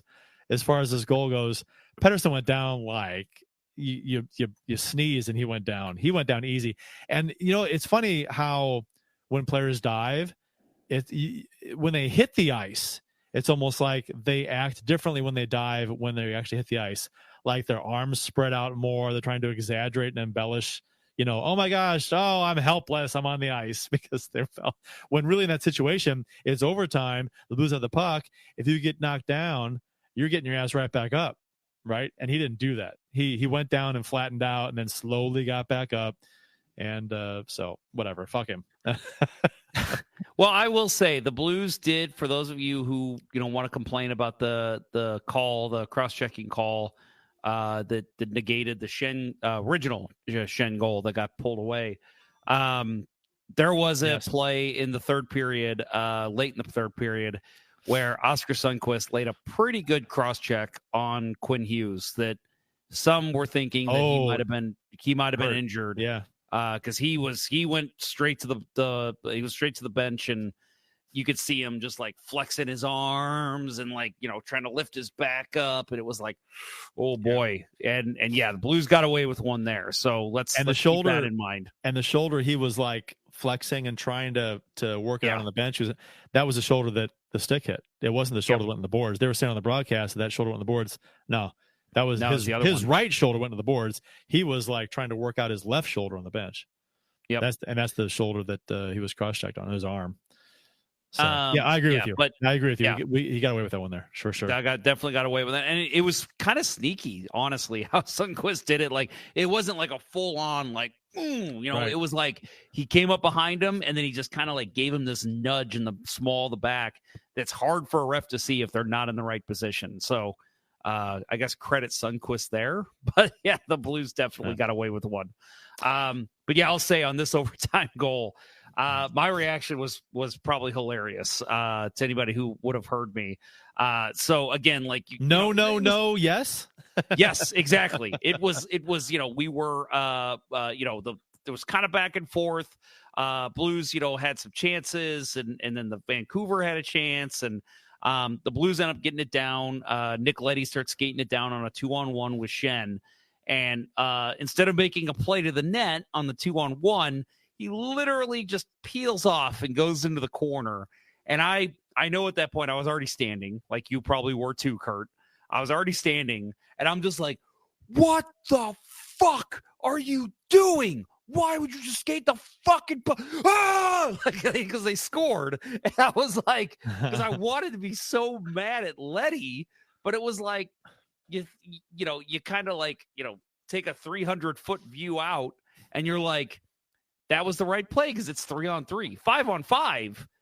What the fuck are you doing? 3-on-3, you're finding that open space and then creating an opportunity for your other players to get open. That's exactly what happened. He skates to the corner, then goes behind the net. Schenn is able to pull away from his defender, passes to Schenn, boom, back of the net, game over. And it was like, it makes you so pissed sometimes with that because you want to yell at Nick Leddy, like at least I did, because I'm like, I'm a hockey guy. I get it. But I know in a situation, if I were Nick Leddy in that situation, I would have forced a pass. And then who knows, maybe he gets picked off and all of a sudden it's a 2-on-1 the other way. At the blue line, it was a 2-on-1, but that was taken away later. Schenn was covered. But my issue with it was Leddy going behind the net. Because if that pass is turned over and whoop, Vancouver goes the other way, our only defenseman on the ice is stuck behind the net. Yep. So, and there's Saad and Schenn out there otherwise. Yep. So Saad is not known. I mean, Saad's okay in the penalty kill, but like as a defenseman, yeah, yeah. I saw Leddy went deep. Yeah. Which I mean, I don't think you want your defenseman going deep when you're the only guy out there who plays defense behind the opposing goal. But it all worked out, kind of like Steen's overtime winner against LA when he went behind the opponent's net and shorthanded in overtime and stole it from Quick and scored. Yep. Which was like not what he was supposed to do at all. No. Like surprised the hell out of Quick too. So anyway, yeah, I think Quick was like, "What the hell's he doing here?" I know. That series could have been so much better. That goal would be so much better if we had won that series.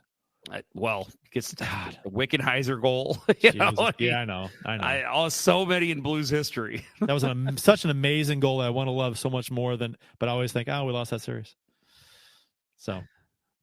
But anyway, I mean, this was an awesome game. I unfortunately had to watch it in bits and pieces, and watch the end of the game first, then the beginning of the game. But I mean, these two games on the Western Canada road swing, holy shit! I mean, if you would have told me the Blues come out of those two games with 4 points and not giving Calgary any. Unbelievable. Like that's the best case scenario. Yeah. And they pulled it out. Fighting for playoff position with Calgary. Yeah. I saw somebody say somebody said something about like, it sucks we had to give a point to Calgary or to Vancouver when we had a 2-goal lead. And I'm like, and somebody even responded right away. And I think it was actually might've been Kyle Foxton, who has a great Twitter. I want to say he was the one that was like, it doesn't matter that we gave a point to Vancouver. We are not going to have to face them in a wild card situation. Now, and I'm if we finish last in the wild card, we'd finish. Okay, no. Sorry, they're not going to be battling Vancouver for a wild card spot. Right. I guess so. It doesn't matter. I guess if the Blues' most likely playoff position is a wild card spot, and if Vancouver does finish first overall by 1 point. And we play them in the first round, I guess maybe that point comes into play. But yes, generally, that's not. Who cares? Get the 2. Be happy with the 2. Vancouver, a different division, might not come into play. 1 point for them. It's not going to probably matter. I want to answer Katrina Harlan, who is that a new live listener? Yeah. She says, is the other member doing okay? I think his name was Bill, but I know he was doing so much for female sports. I think she's thinking of you for female sports. Yes, I am the female sports guy. Yeah, that is me. And Bill is fine. He's just kind of burned out on. He had a lot going on today, and he's exhausted. So he's taking a night off. So and I know he said something about it. I think he's battling a cold or something as well. So we're like, dude, we're good. Yeah. We can handle this. That's fine. We've all had our not feeling up to it for sickness or exhausted or busy or whatever. The beauty of having 3 hosts, right? Yeah, right. Yep. It's like the Bermuda Triangle of hosts where you lose. Whatever. You lose one, and the other 2 just get more talkative. Yeah, if you lose one, then you got a straight point. Then you got a straight line, and the shortest distance between 2 points is a straight line. And I don't know. That sounds smart. Let's go with that. Shots in this game, 32-18 for Vancouver. Seems like This was kind of weird to me because I thought Vancouver's best play in this game came in the first period when they didn't score any goals, and they only had 4 shots during that time in the first period, when they played really, really well. Now, third period, they came on hard, and the Blues were holding on, right? So they played really well in the third period, too. And the Blues were just trying to, nurse a 3-1 lead. So they weren't really looking for offense. But, outshot the Blues 24-10 in the last 2 periods. So, I mean, the shots on goal, more times than not, I guess if that's a concern for you, and it probably should be, that's an issue. You want to get more pucks on net, and you don't want to give up 35, 38, 40 shots. They're kind of doing the Berube philosophy a little bit from 2 seasons ago. Quality over quantity with shots too. How many times do we see them pass up a great shooting opportunity to make the extra pass? And how many times do you see the other team just shoot whenever they get a good chance? I mean, I see other teams doing what we should be doing. They'll do a little cutback move, and the defenseman they get free and they got a shot, but they pass into traffic, and it goes, and there's nothing comes of it. But other teams will get the puck on net. So I'm not going to complain about this Western trip at all. I mean, they came out smelling like a rose, but it'd be really nice to get some more shots on net. And that's kind of been here and there. A trend all season that they're getting outshot pretty heavily. And that's, again, why you have to credit the Blues goaltending and how good they played. Katrina Harlan says, talking about Bill again, he always seems so entertaining and energetic. Are we talking about the same guy? Hope he's feeling okay. Again, I'm sure he's fine. But I do want to comment on Ken Morris's comment here. I miss Bill Day's Blues save of the week. That's an excellent idea. That really is. Kurt, save of the week. Let's talk to Bill about this, having maybe a breakdown of what he thought was the best Blues save of the week, and even maybe including a video component. I think that'd be awesome. I like it. Yeah. Let's discuss that. I love, because that's the one aspect of hockey that I don't want to say I'm not smart in. I know I still am over the average hockey viewer or player, but I do love learning from Bill about goaltending. So that would be really fun to have. Goaltending is the most fascinating position to me too. It is. There's so the science that goes into that, and the strategy for goaltending and how it's changed over the years too is just, if you were around back in the 80s and or even before that, when goaltending changes from decade to decade, it's crazy. Big time.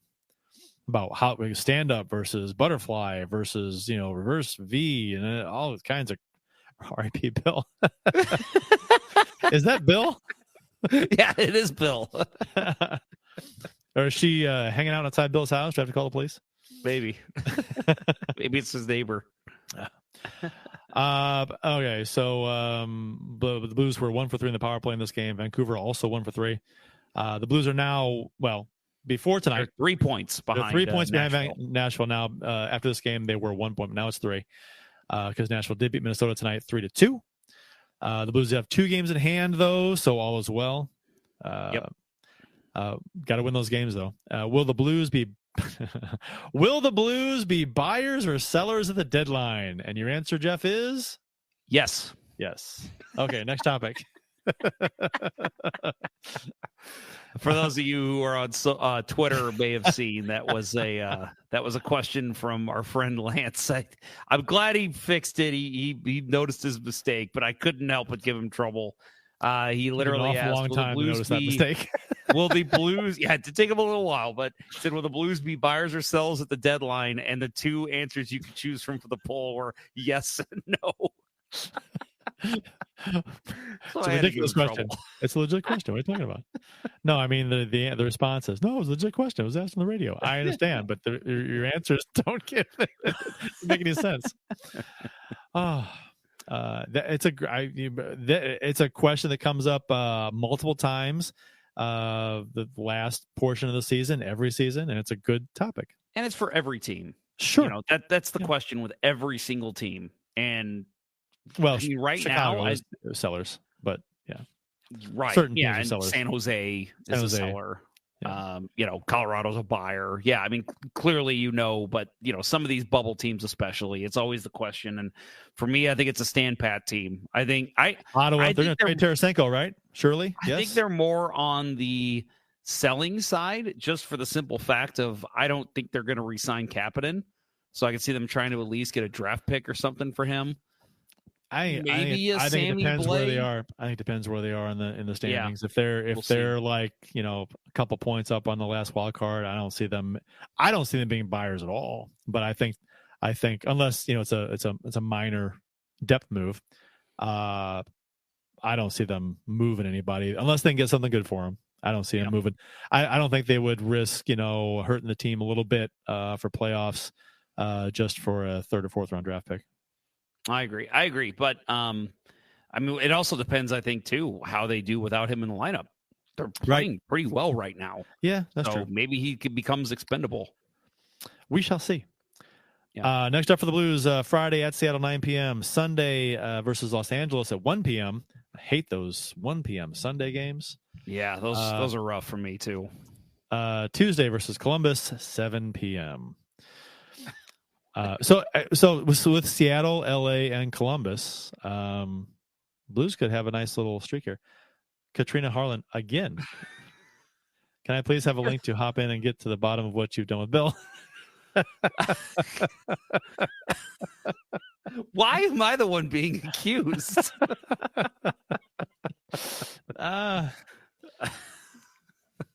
That's funny. Hey, speaking of accusations. And speaking of harassment, yeah. It's no laughing matter, but let's get it's to not. it. Rapid fire tidbits from the NHL. Wow, we got a doozy. Which we talked about this a number of times because it cropped up big time in the news last year. But 5 members of Canada's 2018 World Junior Championship team told to surrender to London police. So over the past couple of days, 2 players, Carter Hart of the Flyers and Dylan Dubé of the Flames, had taken indefinite leaves of absence from their teams. Alex Formenton left his Swiss team to return to Canada, according to the team's website. Michael McLeod and Cal Foote, who is Adam Foote's son, who both played in New Jersey's last game on Monday, missed practice this morning, and the Devils have released a statement that they are taking leaves of absence from the team as well and declined to comment any further at this time. All of this was seemingly a prelude to the news this morning from the Globe and Mail that 5 players have been asked to surrender to London, Ontario police in connection with the investigation into the alleged incident in June of 2018 and will be charged with sexual assault. The 5 players have been given a deadline to report to the police, which the deadline has not been made public, but usually it's a week or 2. But count them up: Hart, Dubé, Formenton, McLeod, Foote. That's 5 guys. And then after that, no more today have asked for a leave of absence. Right. So it's pretty clear. Common sense, you put 1 and 1 together. It seems like those 5 guys are the ones that are being accused. Yeah, let's say alleged to cover our bases here. Yeah. But, I mean, right. Did I not say allegedly? If I didn't, I'm sorry. We might have, but I'm just again saying it just in case. Yeah. So this whole thing extends back to April 2022, when a woman filed a lawsuit against Hockey Canada claiming she had been assaulted after a Hockey Canada event in London in June of 2018. Hockey Canada settled the lawsuit, but it came to light that not only had Hockey Canada settled other lawsuits concerning sexual assault from players on their teams, but that they had used members' fees to form a slush fund to settle the claims of sexual assault in particular. We talked about this last year. Criminal. Bananas. Criminal. Bananas. Anyone who knew about that and didn't report it should be behind bars. So many people resigned over this. I mean, this is interesting. And I think, from what I've read, after someone is charged with sexual assault, it's not uncommon for it to take years, like 2 to 3 years, before it ever goes to court for some reason. So that's according to some lawyers that were consulted for an article I read on this subject. So apparently, buckle up. You're in for the long haul with this. Apparently, with these accusations, but Carter Hart, probably the most notable player, I would say, this. Especially since he's kind of had a turnaround season too. Right, and someone said that I read this online that in the social media. So take it for what it's worth. That the Flyers tried to trade Carter Hart last year because they knew this was coming. Yeah, I heard that. I heard that that was, and again, this is speculation, but I heard from multiple sources that he was one of the players possibly involved with Philadelphia trying to trade Kevin Hayes and him to St. Louis, and they were trying to get Binnington back.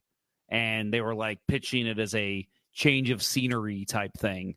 And it's like, no, I'm glad Armstrong didn't pull the trigger on that. How much of a douchebag GM? Because Robert Thomas was on that team.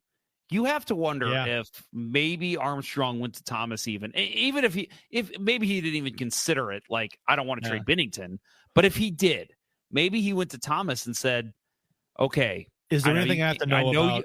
I know you won't tell me specifically, but if I were to acquire Carter Hart, would that be a bad decision? Because you have to think Robert Thomas knows at least possibly who those people were, because he was on that team. Yeah, right. I mean, if players talk, players know. I mean, what goes on your own team. Oh yeah. So yeah, this is crazy. And the victim is ready to testify in court, so there's no issue with that.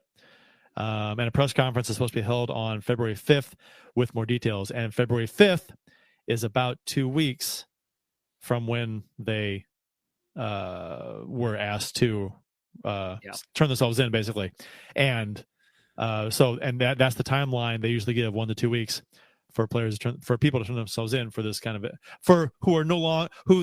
the reason why they don't go out and arrest them, like drag them to jail, is because they don't feel that they are a threat to the public right now. So they're giving them an opportunity, which is usually a week or two, to turn themselves in. So, and that timeline pans out to be about February 5th for the press conference. So it all kind of falls in line with the players that asked for leave of absence and this timeline with the February 5th press conference. So February 5th will be very interesting. Yeah, so Ken Morris, he says the Hockey Canada payoff money came from kids' registration fees for minor hockey. Disgusting. And I'll say, like, as a guy who plays ice hockey, you for certain leagues that you have to play in here, you do have to pay a fee every year, maybe every 3 years, to USA Hockey, because they are the ones that kind of provide officials and scorekeepers in various leagues across US. So I imagine it's the same in Canada. So to see some of that money go to something like this is absolutely disgusting. So I'm glad I think from what I've heard, most of those people are now outside of Hockey Canada. But yeah, this is we've talked about this case many times. I'll just say I hope justice is served if these are the 5 men who were involved. I'm glad it's finally coming to light. And I will also say thank you to Rick Westhead of Sports. What is he? Sports Illustrated? No, he's. I thought it was TSN. Yeah, I think TSN. it's TSN. You're right. Yeah. TSN. He's been all over this and not getting distracted from it. TSN or Hockey News? Is it TSN? I think he's TSN. It's TSN. Yeah, you're right. But yeah, I want to commend him. He's been phenomenal in covering this story. And I'll say the only thing I'll say about this too, for those that maybe were following live when this came out, was that yesterday or 2 days ago? That the London police had asked. Yesterday, wasn't it? Okay. So the NHL, very, very weird how within minutes of this being reported, all of a sudden there's a buyer interested in Salt Lake City who wants to bring an expansion franchise there. Let's make sure we leak that to the media. That's not even new news. That came out. That was rumored a while back. Well, it was an official letter, I guess, that he had sent. Right, but it's like, I get wanting to protect your product, but that's sleazy as fuck. And I'm glad that there was many, including Frank Saravalli, who's really not truly associated with the NHL, but he's very high up in terms of press. He was one of the ones that called him out on it and said basically, no, pay attention to what's going on in Hockey Canada. Just fucking the NHL. Just if it wasn't for them being the best sport in the world, I would not pay attention to this league because they are so goddamn sleazy and worried about their own fucking money to cover something like this up, to at least help cover this kind of shit up. Don't tell me that wasn't intentional. It's a shame that what happened to them in the World Junior Championships this year, isn't it? What a shame. Yeah, such a shame. There's a headline here for an article that reads, Hockey Canada sexual assault scandal, a real shock to anyone who has never met a junior hockey player. It's apparently I will tell you, I don't, I will not name names here, but when I was playing roller hockey back, I was probably 2005, 2006. We had a gentleman come down and I worked with him. He asked, hey, I'm looking for a team, roller or ice. I don't care. And we're like, yeah, join us. And he was phenomenal. And I found out about halfway through the season that he had just moved down from Canada. And he was he had basically has like a elite prospects page. Like he was playing on Brampton or something, and he was phenomenal. And then all of a sudden when we found that out, we started asking him, tell us about playing up there. What was it like? The horror stories we heard. I'm like, that's not what we were asking. Like, we don't want to know about your sescapades. Awful. Just an awful. And it's awful that it's part of hockey culture, but it just is. Well, watch Youngblood. Yes, true. I mean, it's in there. Yep. I don't even want to talk about this stuff. But, okay. Has anybody, I'll just say this. This was news to me today when I heard this, and This was news to me 5 minutes before we started the show. Gobsmacked. I heard about this earlier today. This was shared. My cousin shared this. Well, he didn't share this with me. He told me about it. He heard it, and I was like, what? Looked it up. I'm like, oh my God. So Mario Lemieux was in a hotel room when then Minnesota North Star forward Dan Quinn, this is a season after he was with the Blues, raped a 19-year-old woman. And this was back in 1992. And I'm not going to go through and read all the details, but because it's shocking. I would say I don't know if I even want to link the story. You could probably look this up though, right? Just search Mario Lemieux, Dan Quinn. Yeah, it'll come up. Rape, but it, and Lemieux doesn't come off good in this story either. Lemieux not tries to help cover it up, but I mean he allows this to happen, right? Knows it's happening and allows it to happen, and actually kind of, stops her friend from stopping it. So, I mean, and Quinn was arrested after this happened. After a short investigation, he was not charged. The North Stars released him for violating his contract as it contained a morality clause. And apparently they used a curfew violation to get out of his contract after this. And then he went on to play 5 more years in the NHL for Ottawa, LA, Philadelphia, and Pittsburgh. So, yeah, I mean, look it up. First of all, fuck Mr. Dan Quinn for many reasons outside of this story. Yeah, right, exactly. Horrible hockey player. Suck it. You're terrible. Well, here is bad. Yes. And two,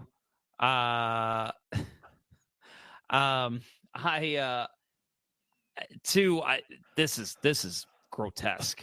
And the sad thing is, and I'm sure it's not just hockey, it's all over. It's everywhere. These kind of stories coming to light now because of, the kind of movements we've seen in the community. It's sickening to hear that this kind of stuff was just allowed and like brushed under the rug. Like, I have a friend who he's got a 3-year-old girl, and Kurt, I'm sure you can relate, that he's like, man, the shit that I used to say when I was a kid, if I would have known I was going to grow up and have a daughter, and he's like, and now I hear all these terrible stories about like things that happened to women in the 60s, and it's like, dude, not even the 60s, fucking 20 years ago. It is infuriating. The behavior, the entitlement that, that exists out there with some people, and Mario Lemieux is supposed to be this upstanding, classy, guy, NHL's Hall of one of the best ever. And he's sitting there, they picked up some women, they took it back to the hotel room, and he's sleeping with one woman in one bed, and Quinn's raping another girl in another bed when against her, she doesn't want to be there. And Lemieux doesn't let her friend, stop it. And oh God, the details make you sick, and it's just sickening. And it makes you sick that Quinn got away with it because they couldn't prove beyond a reasonable doubt that it was not consensual, even though she said it wasn't. So. I am looking at a Mario Lemieux autographed picture that I've had since I was a young man. And you're going to give it away on the next show. After reading this story, I want to take it down. That's and it's one of those, don't meet your heroes things, right? It's like you hear stuff like this come out, and I idolized that man. Him and Chris Pronger. Pronger 1, Lemieux 2 growing up. That was who I loved and wanted to grow up and be. And it's like you hear shit like this, and it just rips your fucking heart out, because it's just, why did I idolize this motherfucker if these are true? Which, from all indications, this isn't alleged. This is true. Based on what the witnesses are saying, the girls there. I guess it's proof is a hard thing with this, unfortunately. So it is allegedly, but still, the detail they go into, it's like, geez, that's terrible. Yeah, absolutely terrible. So she went to the hospital to be checked out afterwards and everything. So the officer said that he saw scratches on her, and there's evidence there. But whatever. I don't know. Tough to end the show like this. Yeah. Let's just go back to next up for the Blues. We got Friday at Seattle. Man, if they can on this, what do you call? I guess you can't call Seattle part of the Western Canada road trip now, but it's pretty goddamn close. Oh yeah, they're what, like, it's like an hour from the Canadian border. They're Washington. They're part of that trip now. So. Yeah. If they could come away with this with even 5 of 6 points, whew, I'm ecstatic. Sure. They got what is it? I lost it. Seattle, Los Angeles, and Columbus. So Seattle, 20, 18, and 9, 49 points. So they're battling the Blues. They're 1 point behind the Blues right now. So that's a big game. And then Los Angeles, which 53 points, 22, 14, and 9, only 3 points ahead of the Blues. They do have a game in hand, though. Kraken, the Blues have a game in hand on the Kraken as well. So, and then Columbus, which, Columbus did hand it to the Blues earlier this season, so the Blues 0-1, and that's a game the Blues should win. So, for sure. Yep. Oh, so if they come away, let's just say these next 3 games, Seattle, Los Angeles, Columbus. 2 out of 3. 2 out of 3, I'm happy. I'll be happy 2 out of 3, but man, you'd love to win all 3 because, based on the way, teams are playing, they're and the way the Blues could beat them all. They are capable of beating all 3 teams. So it'd be nice if they could get 3 wins, but I'd be happy with 2. Like we talked about on the show, if you win every 2 out of 3, 3 out of 4, the rest of the way, you're a playoff team. Yep. Agreed. Ready to shut her down, Earl? Yeah. I'll just add for Katrina Harlan, who says she's from Wentzville. She seems very concerned about Bill. He is fine. You do not need to worry about Bill. Where was this worry for me last week? Yeah. Come on. That's funny. Yeah, I guess Patrick Yoder's right. He's calling this the Northwest road trip now. Yeah, that's probably more correct. But it's just, we're so used to calling it the Western Canada trip. Well, if you're going to call Calgary part of the Western trip, Seattle has to be too. It's all west. You go north too, it's still west. He's right though. Northwest road trip. I think that works. Let's not get too picky though. Okay, agree. Splitting hairs. All right. Let's Go Blues Radio has been brought to you in part by Rockin' That Idea Life. You can contact my copy is all messed up here. You can contact Dustin by emailing him and get 10% off at rockinthatidlife@gmail.com and tell him Let's Go Blues Radio sent you. And by Realtor Mike Burgoyne. Give Mike a call today at 314-753-4060 for all of your home buying and selling needs. That's 314-753-4060. That will wrap up episode 16 of season 13 of the original St. Louis Blues Hockey Podcast, Let's Go Blues Radio. Thanks for listening, and thanks to those who participated in the YouTube and Facebook live chats during the live show. We hope you enjoyed it as much as we've enjoyed bringing it to you. For Jeff Ponder and Bill Day, who we're all very concerned about. Until next time, everyone, let's go Blues. Channeling my Ferris Bueller's Day Off. Save Bill. Let's go Blues. And thank you, everybody. Great show. Great show. The Chiefs are at home tonight against Cyanosport at the War Memorial at 8. Good seats are still available. A look at 4. I think that went very well. Thank you for listening to Let's Go Blues Radio. Now take off, hosers. I want you to have a heart attack and die so that we never have to do this shit again. Well, there's 90 minutes of your life you'll never get back. Sorry. St. Louis Blues, St. Louis Blues. Have you heard the news about our St. Louis Blues? They've only just begun, they're on their way to number 1. Now there's no more blues for our St. Louis Blues. The Blues are on the ice tonight again. They're rough and tough and got the stuff to win. They'll always get one more, no matter what the score. They are quite a hockey team, my friend.